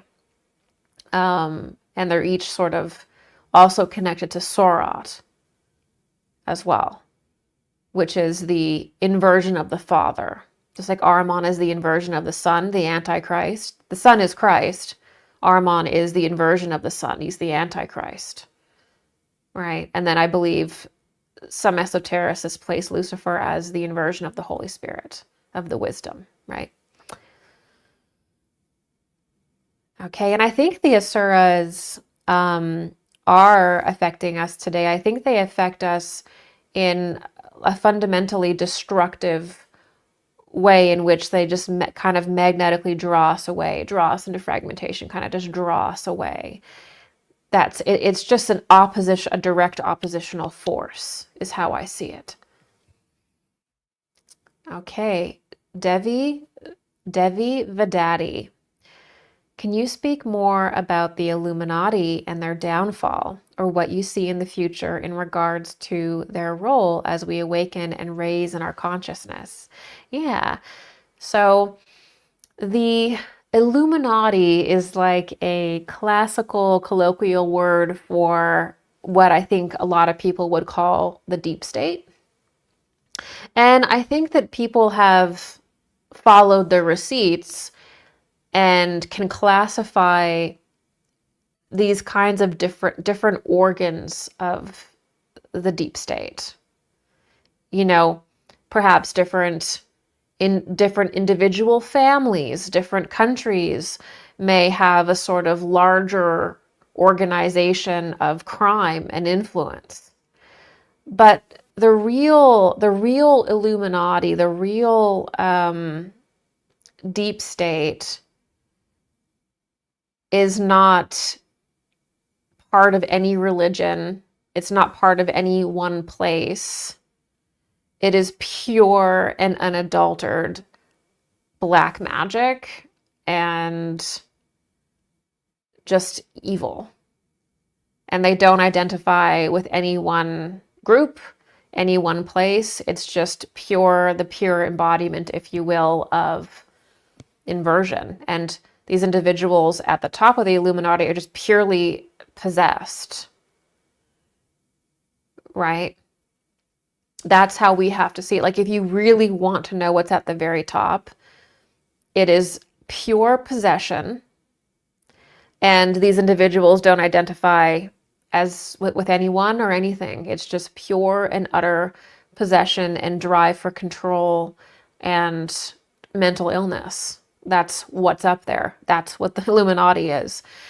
And so we are in the age of Michael, and Michael is the solar angel, the solar archangel, and his forces are streaming into the earth along with the Christ, more and more and more and more and more.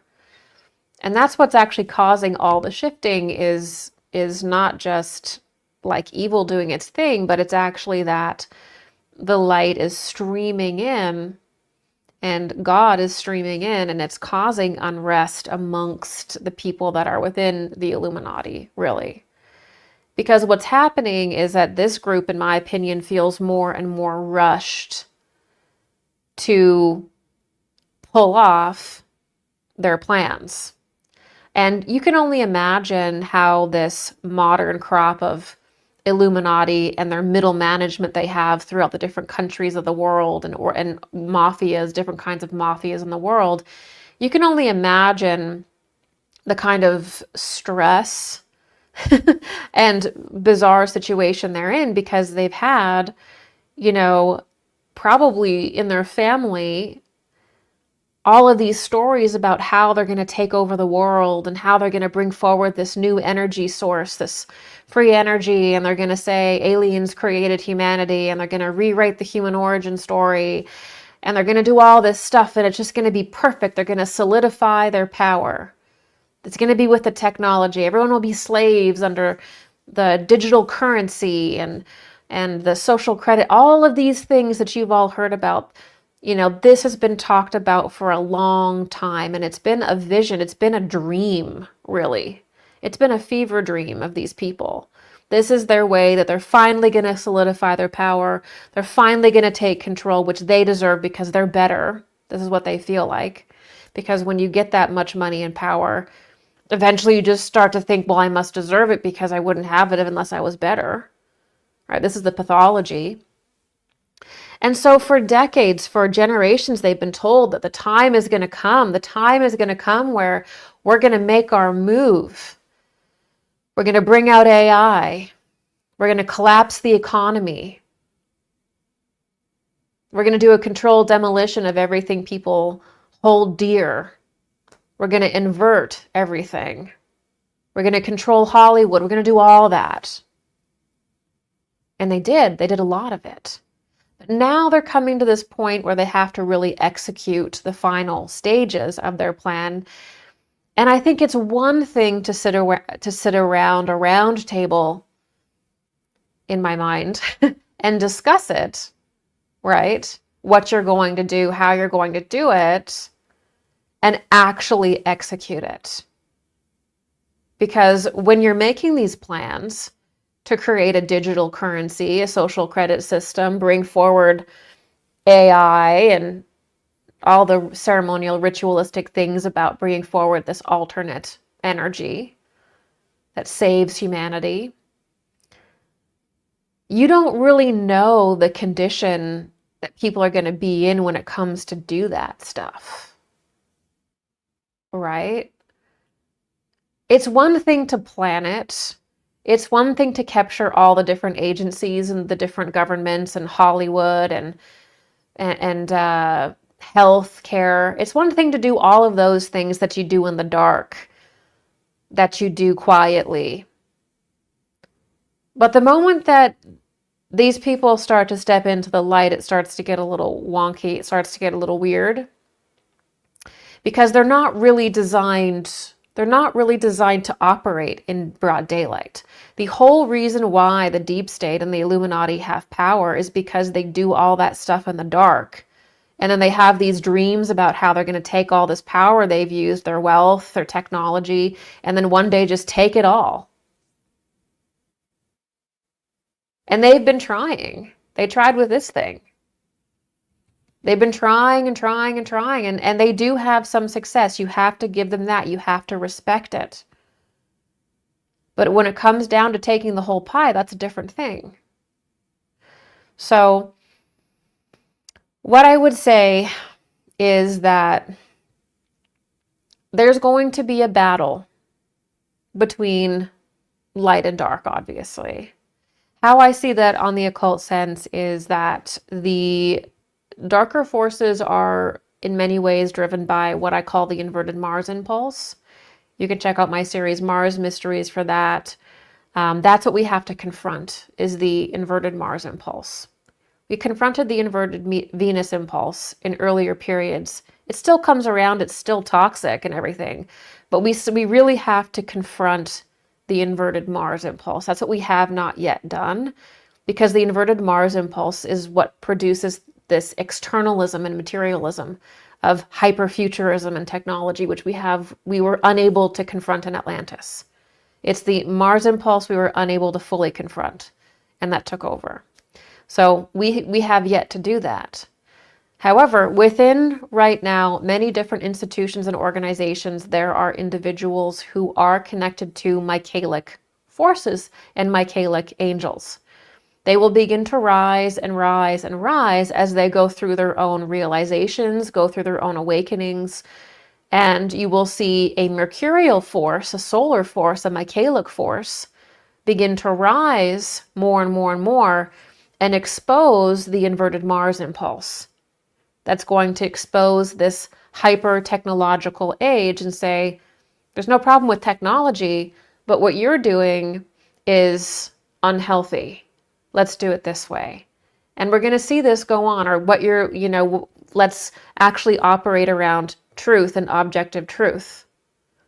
Let's actually have a moral society. Let's understand spirit. That impulse will come in more and more and more.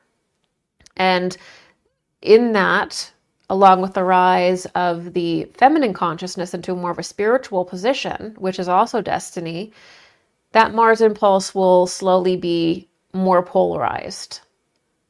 And then every human being is going to have to choose where they are going to fit in with that. Are they going to, fall into the Belial cult, as Edgar Cayce would say, the Mars Belial cult?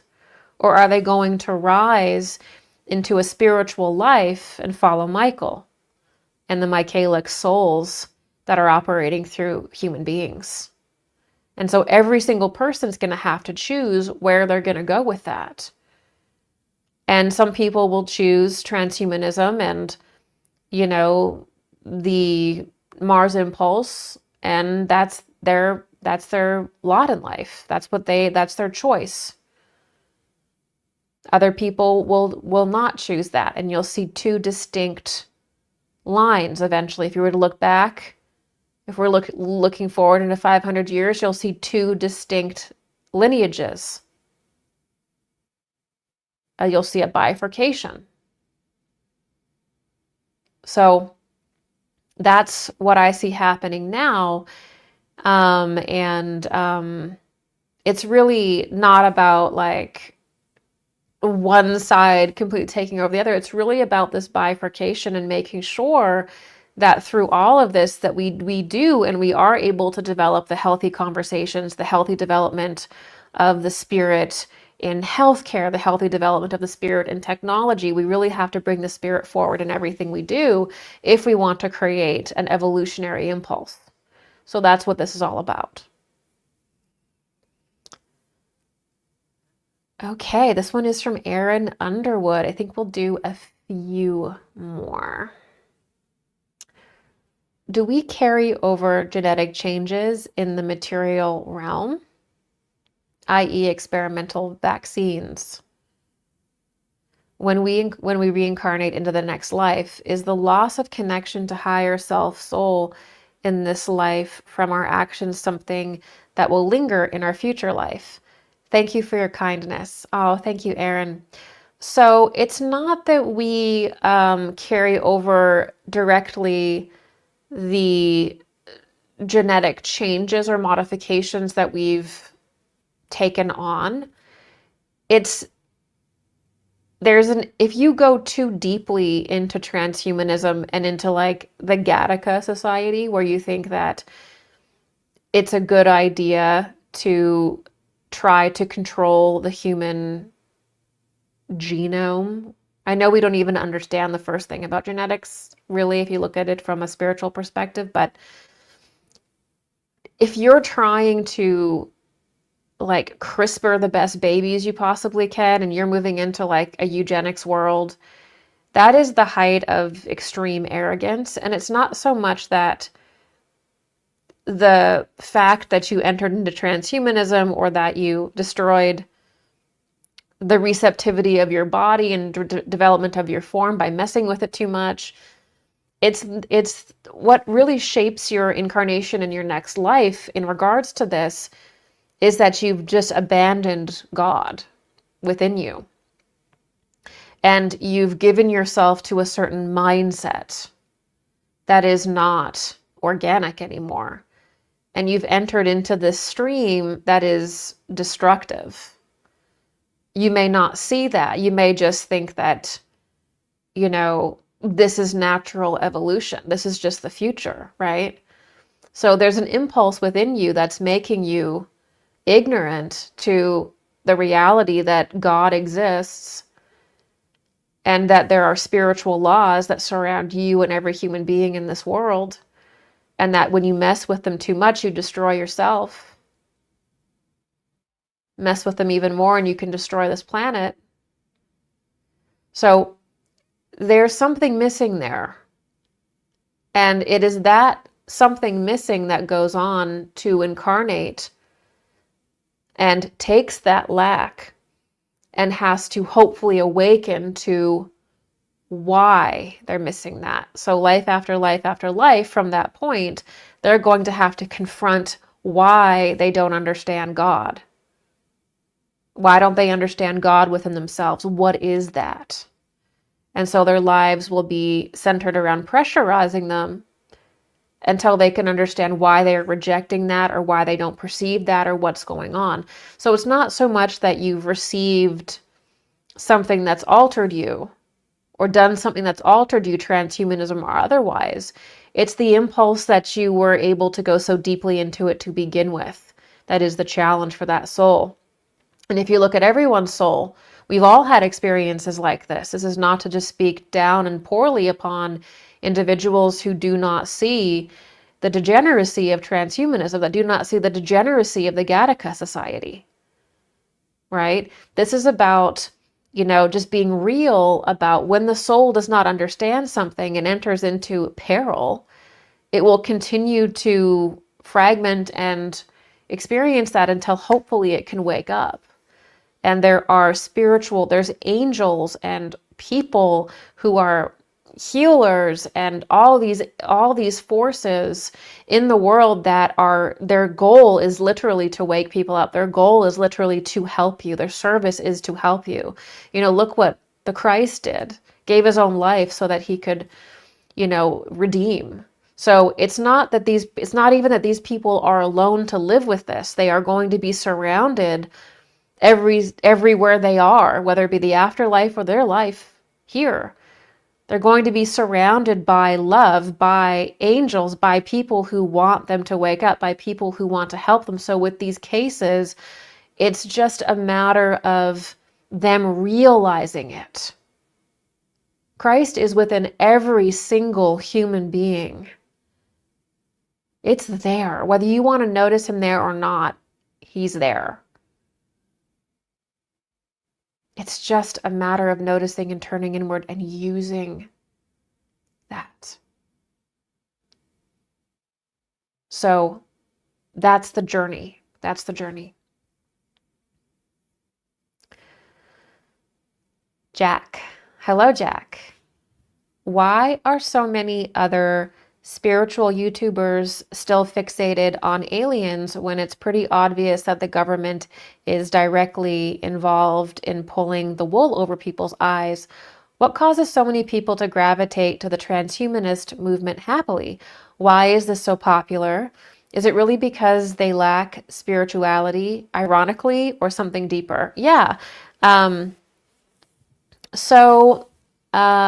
There's something that I think Rudolf Steiner said very well in Anthroposophy, which is he talks about something that's called the old lunar clairvoyance. Now, this idea of the old lunar spirituality, the old lunar clairvoyance, is basically the very first way that someone talked about that talked about false light. So Rudolf Steiner was really the first, in my opinion, person to talk about the false light. And then didn't get credited for it. Because Rudolf Steiner talks about this kind of clairvoyance that people can have that is false.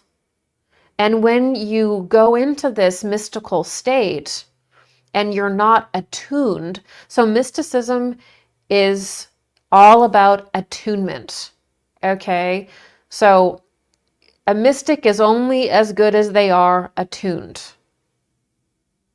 You can be a psychic and you can just be talking to lower astral entities that masquerade as different things all day long because you don't have the proper attunement. So being psychic, having mystical perception is not in itself enough. you have to be attuned properly, which means you have to have Christ in the core of your being and be the core of the center of your power. That's what creates the clear vision. Okay? This is how mysticism operates from this point forward. It operated differently before the incarnation of Christ, which is why there's some confusion around this with techniques and things like that. There's a distinct difference between how human beings worked, how the spiritual world worked in regards to the earth, how psychic abilities worked before Christ and after Christ. So I can't get into that now. We don't have time, but I have spoken about this repeatedly in different live streams and things like that. So when somebody doesn't have the proper attunement, they'll just be tuning into what's called the old lunar clairvoyance, which is really the kind of archetypal consciousness of our past that's no longer relevant. And it's not experienced like literally. It's that these visions will appear that are sort of like distillations of the old world made new. So that's where you get people that are communicating with probably chaotic lower astral entities calling themselves aliens, right? They're trying to change and modernize something to make it new because they can't actually, they don't have the Christ within them to actually do that alchemical shift into a truth. So they'll take something that's old, the impulses are all dying, they're all inverting. They're all basically, whatever is in the old moon are the entities that are no longer, are basically trapped there. Whatever's in the old moon is what could not move forward in life. So they're trapped there. We would call those demonic entities and things like that. But they have a lot of wisdom, right? Because some of them are ancient, but they're totally destructive. So there's a whole science to basically the kinds of entities that are held within the old moon, the old lunar clairvoyance, the old lunar forces, which are no longer relevant. They're dying, they're inverting, they lie, they want power, and that is kind of the mystical explanation of the old sort of clairvoyance. We're not clairvoyant in the same way. We can't be, because now we're individuals. That kind of clairvoyance only worked when humanity was in a tribal state, a tribal condition. When humanity becomes an individual, we individuate, we receive the Christ. Our mystical abilities operate differently. We have to learn how to operate as an individual rather than just releasing ourselves in a frenzy or through drugs into the spiritual world, which is how it used to be for thousands of years. It doesn't work anymore. You have to have that attunement to get through that lunar realm. Otherwise, it will capture you, and you're going to think that you're having spiritual experiences. You think you're talking to Jesus. You think you're talking to Buddha. You think you're talking to some Eastern deity or ascended master, and you're not. Those entities are using the images that you've created and the images of the world to trick you. It happens all the time. So that is the mechanics of mysticism when not attuned properly.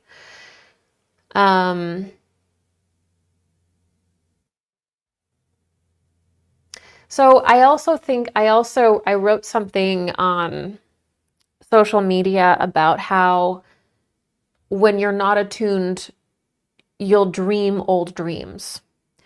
So people are reframing the Lemurian period and part of the Atlantean period in which angels walked amongst humans. You know, a lot of the Greek myths about the Olympians and the gods.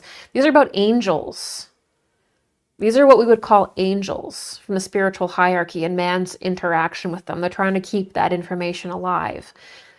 So it's going back into that lunar period, that old way of being, but they're trying to explain it in a modern way. So during the Lemurian period, angels walked amongst man.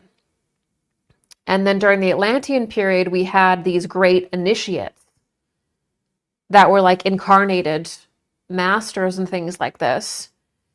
And we have this evolution of humanity and spirit with interaction with very exalted spiritual souls and angels. And they're rewriting that in the image of modern day science. So now everything's an extraterrestrial. That's literalism. That's just materialism and literalism rewriting the times in which humanity interacted with angels. And now every time, you hear someone, in the New Age, it's always like, we have to release the technology. It's all about the spaceships and whatever, because they're trying to modernize something that happened in the past. And they're mixing those two things instead of actually understanding what really needs to be understood, which is initiation science, which weaves all of this together. The evolution of the human being and initiation science weaves it all together, and nothing has to be outsourced. None of your initiation has to be outsourced into transhumanism. There's no situation where you need there's no situation where you need a chip in your brain, and there's no situation on the planet where we need that many satellites in the sky creating basically a false ether by radiating down all this stuff. You're changing the ether, you're creating a false ether, and you're creating an electrification of the earth, which is changing the spiritual composition, attempting to change and disrupt and distort the spiritual composition of the ether and the very fine form of matter that merges with it. So this is where a lot of that New Age stuff leads. It's the same way that where the Illuminati belief system leads as well. You can see that these people are trapped into this delusional old lunar impulse. So the other thing that is from the past that is coming forward is Atlantis was all about technology. It's where we first received the inverted Mars impulse. And it's all about, Atlantis was all about the technology, which we didn't master either. And so you can see this mixture of those things that are really oriented in our past, but are being brought forward in this way that doesn't make sense. That's how I see that. It's like a Pavlovian response. It's like if you were to go back and look at something without the right level of attunement, that's kind of how you would see it.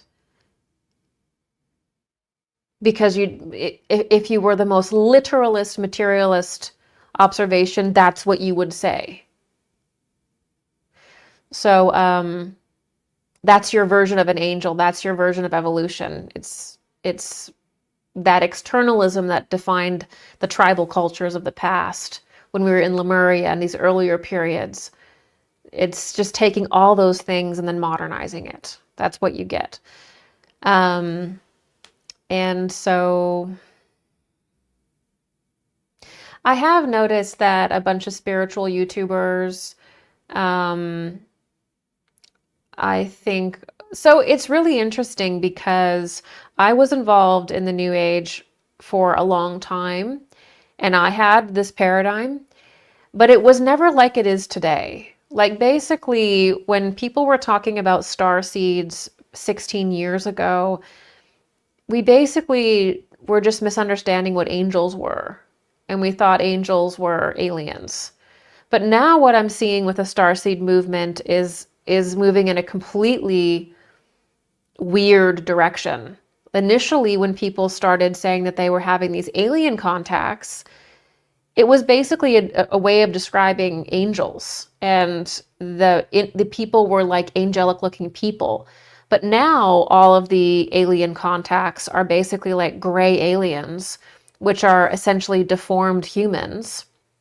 You know, the gray alien is basically the most reasonable definition of what that represents is basically human beings who went into transhumanism and genetic manipulation in an earlier phase, destroyed their bodies, right? Destroyed their form.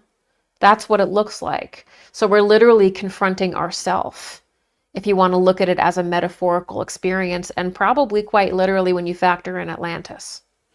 So we're really, we went, in other words, from these different contactees, like, what were their names?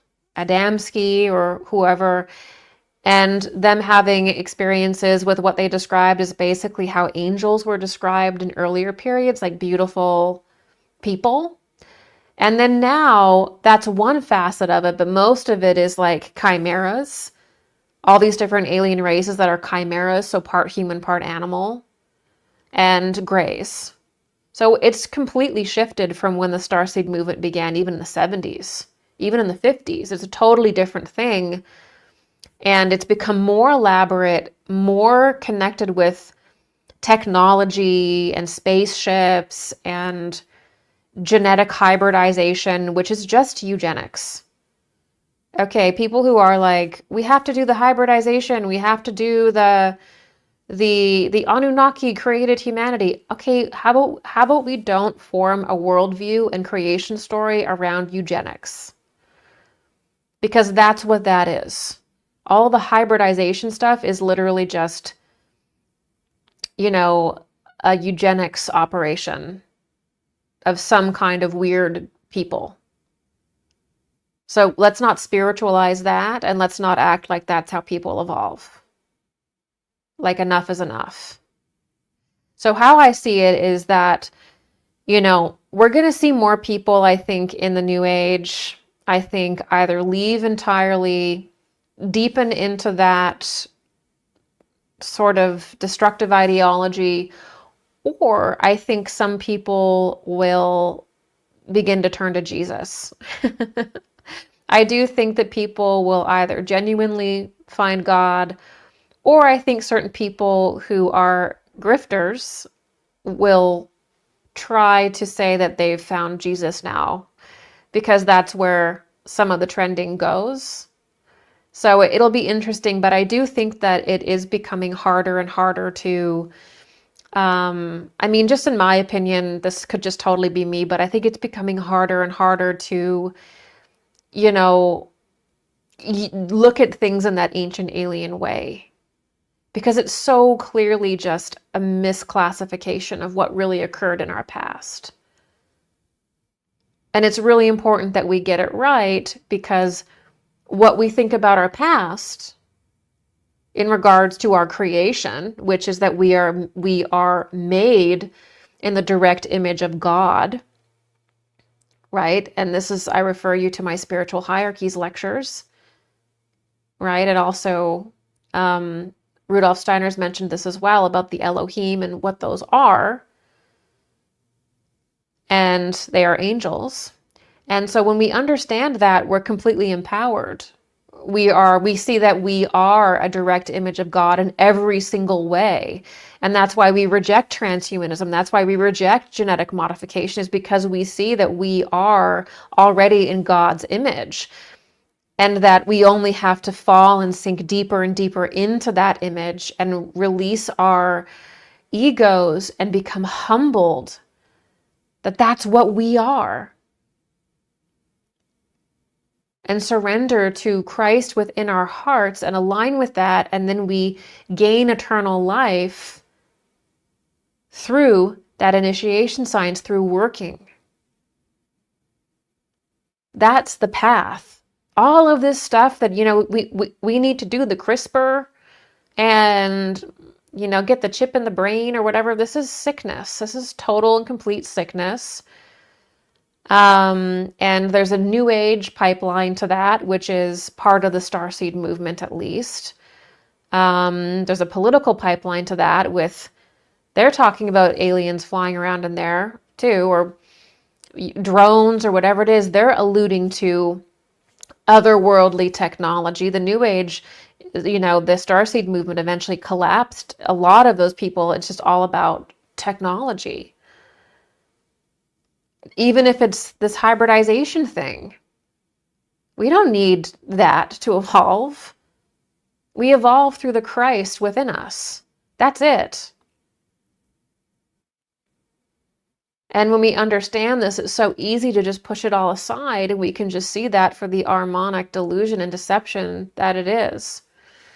So I think that people gravitate to the transhumanist movement because it's like we were saying about the atheists before, where you cannot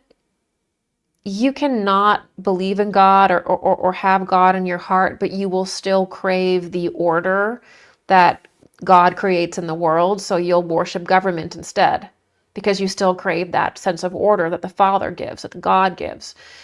And it's the same thing. Even if you don't really understand or believe in God very much, you crave the evolution of form and consciousness that Christ brings.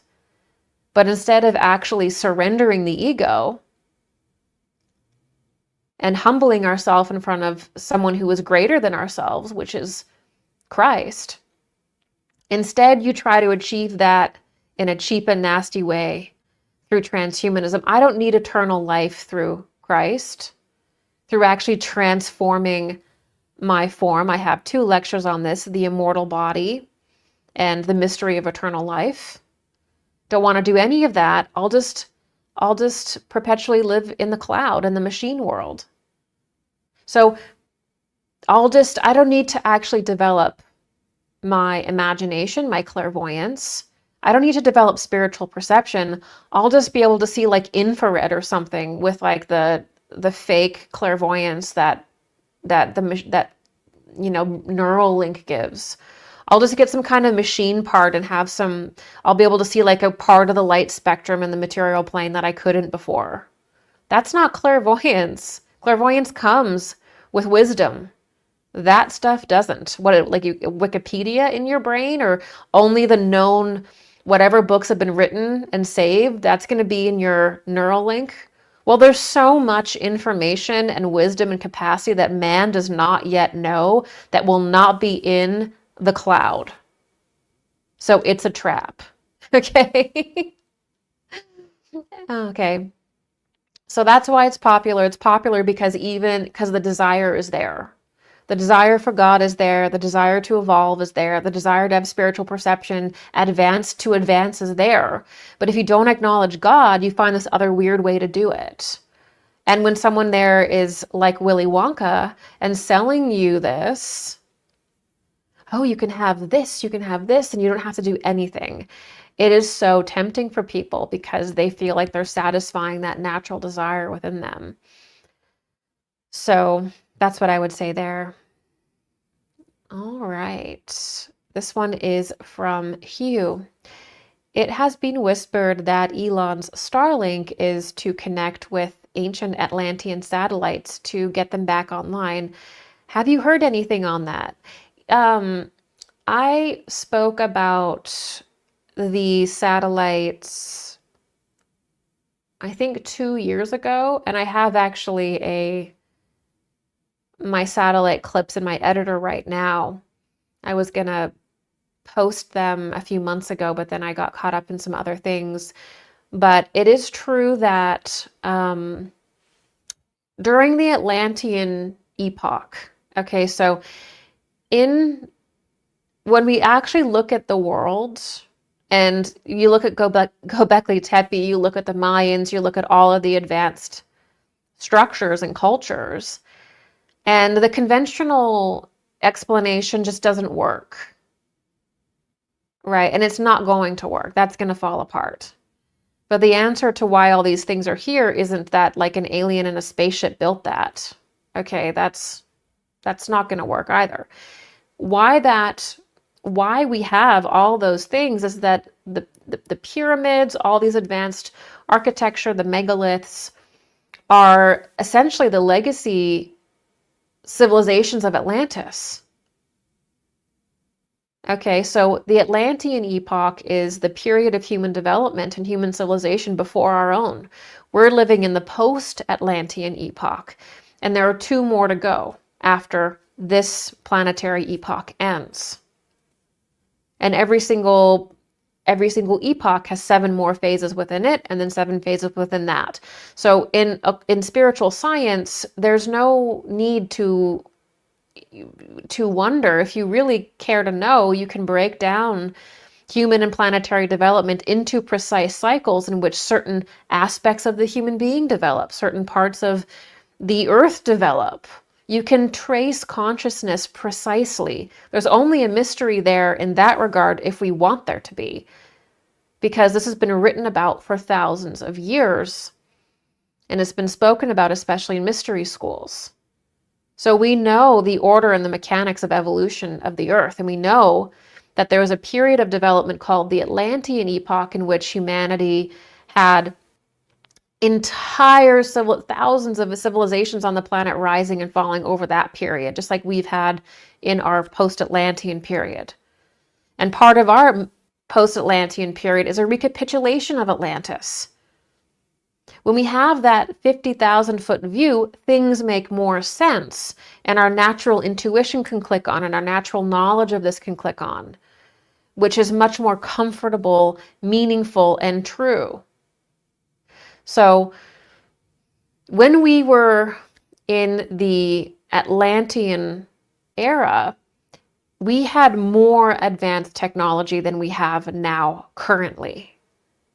It was a different, the elements were in a different condition during Atlantis, especially during the beginning of Atlantis to the end. The earth changes over this period of time. We don't notice it because we're born and we die. But while we're dying and being born, the earth is actually changing slightly in its conditions and in its consciousness. So when we reincarnate, we're never incarnating into the same earthly position. It's the same planetary being, but it's in a different season of its existence. And during the Atlantean period, we had very advanced technology. Look no further than one of the biggest archives of that mystically, which is the Edgar Cayce readings and the Edgar Cayce material on Atlantis. But many mystics have talked about it. Pretty much every mystic will mention it as part of the mandatory framing of the world and of the human being. You really can't teach seriously without discussing the prior. You can't teach without placing yourself properly where we are, which means you have to include Atlantis and you have to include the entire trajectory of development. So we have this very technologically advanced society. That's why you see the pyramids. That's why you see Göbekli Tepe. That's why you see whatever is at the bottom of the Atlantic Ocean near Bimini. That's why you see the Mayan ruins and everything that we have yet to discover, is because we are not the most advanced people on this planet by a long shot. You have groups of people who are part of different occult societies and occult orders who also know this and who have been looking for artifacts to try to recreate these technologies, to try to harness certain powers, certain deities. While everybody else is farming or raising children or, living their life, there are occult orders that are doing things that you wouldn't even imagine with things that you can't even fathom. Okay, that because they're going back to that period and trying to bring this forth. That is the biggest secret that we need to talk about if we want to get serious about the UAP thing, the all of this. Okay. During the Atlantean period, we were also spacefaring. And there were satellites put in the sky during the Atlantean period. And basically the same thing that's happening now with Elon Musk wanting to do Starlink and create a new etheric body of the earth, basically through radiation. And the free energy devices would obviously connect in with that. That was already begun during Atlantis. We had satellites, we had ships that could fly into space, we tampered with the moon, we tampered with Mars and the different moons, and we tampered with the different planetary bodies. It's us. And this is the thing that is so important, is we keep looking at this and thinking this is other, this is an alien, this is us. Now, I don't want to take a weird argumentative position about anything in particular, but I'm saying this is where we should start. I'm arguing not about life in the cosmos per se, but I'm saying this is where we begin. We begin with Atlantis and the fact that we were spacefaring then. And then we can go out and explore other things if it cannot be reasonably explained from that. And that keeps everything in a paradigm in which everybody can interact and everybody can understand. Because if it's aliens, or if it's something if it's an alien craft, or if it's an alien, only the elite in society get to examine the alien and tell you what it is. Only the elite scientists in society get to tell you about the spaceship and what the technology is. No. When we bring it back to Atlantis, everybody can interact with the concept because everybody was there, and we can put it in a framework in which we can all interact. We can all engage with the topic from our different standpoints, and it can be meaningful. That stuff is propaganda to prevent that conversation from happening, so you don't wake up to who you really are and who we were in earlier periods, which is our power. We were spacefaring.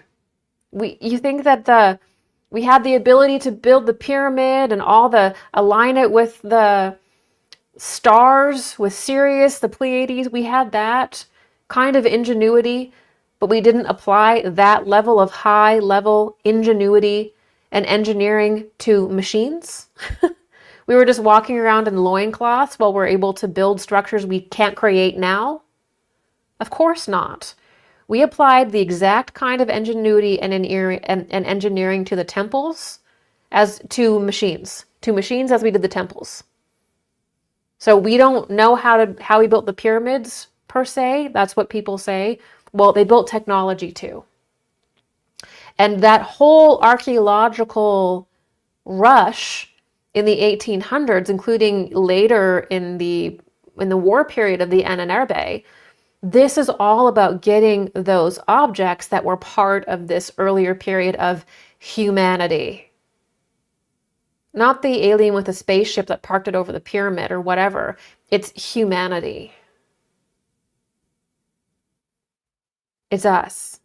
It's our technology. And that technology is directly connected with the soul of the earth and our own soul. And we have to have that knowledge if we're going to understand how to recreate that technology in line with spirit. Because technology is not supposed to be separate from the human spirit. It's not supposed to be separate from the human soul. So we got to understand all of that to understand our future. Because the real technology that we can develop, the real evolution, has to do with essentially raising all of the kingdoms of life beneath us, which is a spiritual feat, and that involves technology. The right development of technology, the right development of it, not the stuff that we're seeing. So there is stuff in space that you're going to be told is aliens, or you're going to be told is the progenitor gods, the gods that created humanity were on whatever planet, Mars, whatever. And it's not true. We were there. Those are our own ruins, just like the Egyptians are us, just like the Mayans are us. Well, so is Mars, so is Phobos. It's all us. It's a past that we don't understand, that we can't just constantly outsource to aliens. Because that leads, like I said, to total takeover in a spiritual sense. So, when Atlantis fell, when that civilization declined, there's ruins of it. There's ruins of it in space. There's ruins of it on Earth. There's ruins of it under the sea. Of course there is. Because it's the same planet. It's just a different era. It's a different epoch. So this is how we have to view that. And I truly think that it's very possible that what Elon Musk is doing with Starlink is just finishing off what they couldn't do, what the Belial group could not do in Atlantis. It wasn't time yet. It's possible now. The complete takeover wasn't possible in the Atlantean period because the Ahrimanic presence couldn't fully incarnate. So it has to be in our period that this is confronted. But the blueprints were set there in that Atlantean period.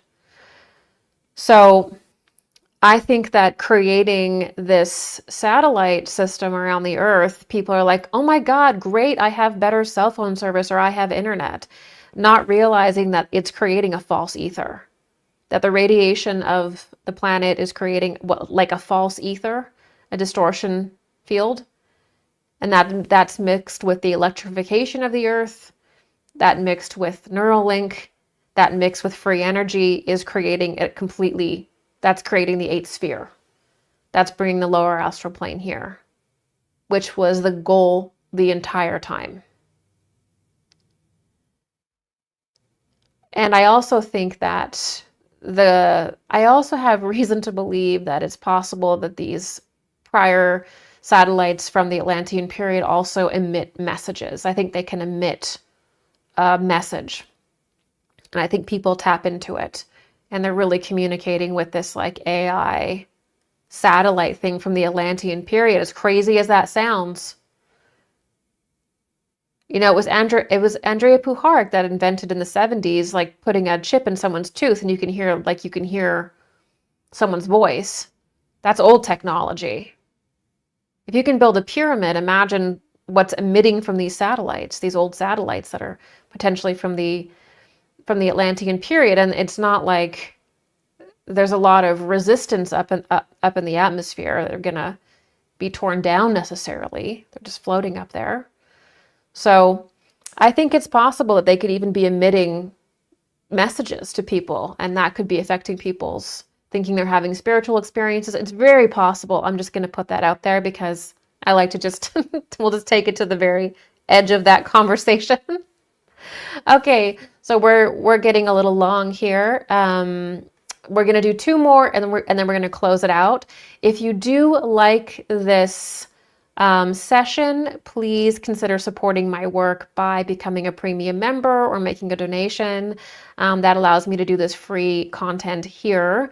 On my website, gigiyoung.com, if you become a member, I have forums where we discuss all of these things. The most incredible spiritual development information, life advice, politics is on there. You can, anything. We get into all of these things in the community on the forum. I have, again, hundreds of hours of content just like this in my live Q&As. And I do 2 live Q&As a month. So it's sometimes 7 or 8 hours per month of just us hanging out like this and discussing whatever comes up, right? That's what we do. And so yeah, that would be great if you enjoy this to support my work. Okay, last 2 questions. This is from a member. And he said, Steiner talked about the need for new festivals. Do you have any plans to create a new kind of Michaelmas festival, please? Invite a few lecturers or have any creative workshops. Would this suit your creativity? I would love to do in-person things or stuff like that, but every single time I've tried, something has happened and it's fallen through or it hasn't come to pass. But I have nothing against that. I would totally do something like that. All right. I don't know if I would probably start out with just doing like a live thing like this, or something like that first, rather than just, lead a Michaelmas event. But you never know. It could be in the future. It could be in the future. Okay, last question. Okay, I think I did this one. Okay, maybe not. Okay, Jody Z. How do you come up with lecture topics? Is it something that moves through you like a spiritual muse, or do you have a topic in mind and then create lessons? Curious about your process. Yeah, so usually so how I work is that it usually will start with a memory. So I will basically go into a mystical state, or I could just be doing something normal, and I'll sort of have the only thing that I could describe is like a memory and then visions and then knowings. And then I will have my guides step in and we will discuss what just occurred. um, and so so basically how it happens for me personally is I will experience any past lives that are connected to the topic that I'm going to speak about. So in other words, I have to look at my involvement in the topic, my experience with it on a soul level from all angles, and draw forth into myself any knowledge within my higher self on this topic. And that's what comes through first. So the first part of me working on a lecture or anything is all of my own memories and my own insights that are within my being. In my opinion, that's not enough to lecture. That's not enough to teach.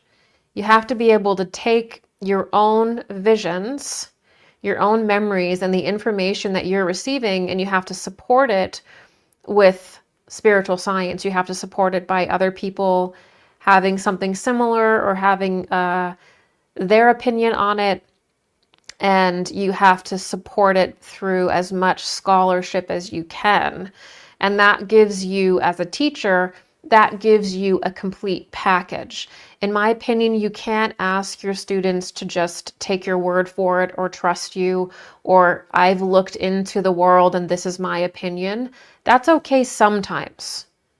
When you disclaim that and you say, this is something that I've seen, this is what's going on in my vision. But when you actually want to teach, you have to be able to bring forth more than yourself.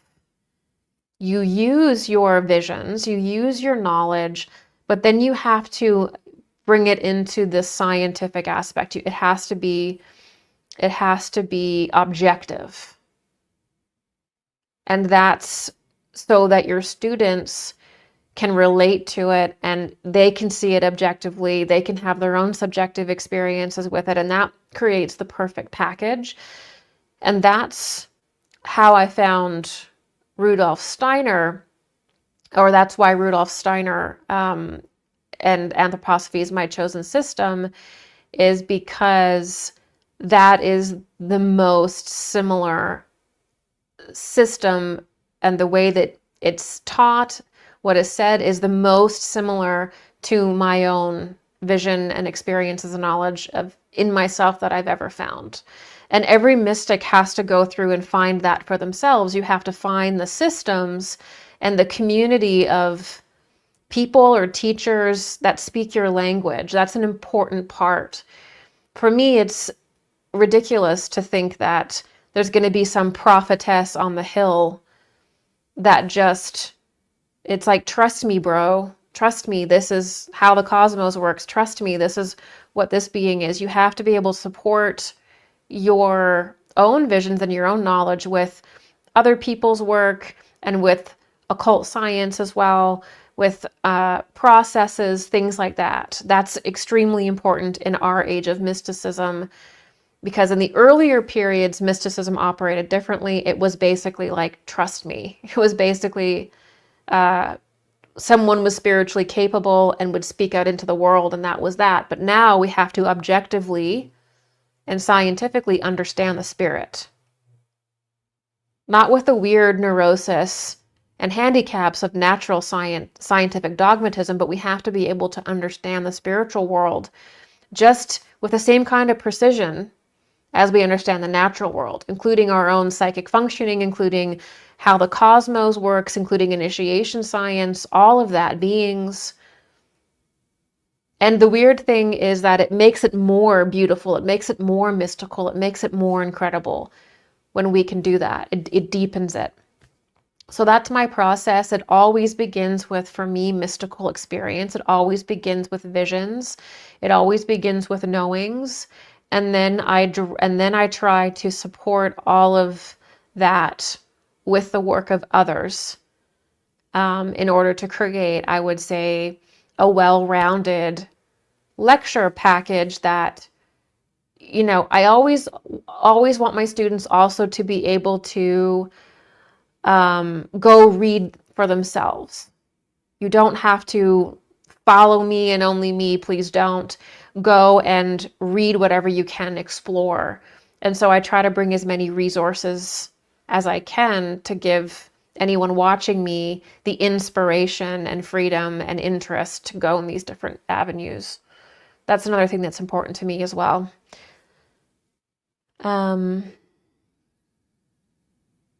Yeah, so that's my process. That's my process. Yeah, all right, guys. It's been 3 hours.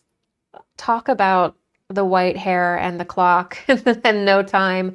I feel like I just sat down. Thank you guys so much for being with me today. It's been my absolute pleasure to answer your questions and to connect with you.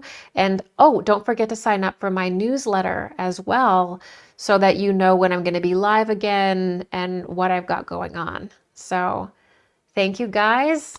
All my love your way, and I'll see you in the next stream.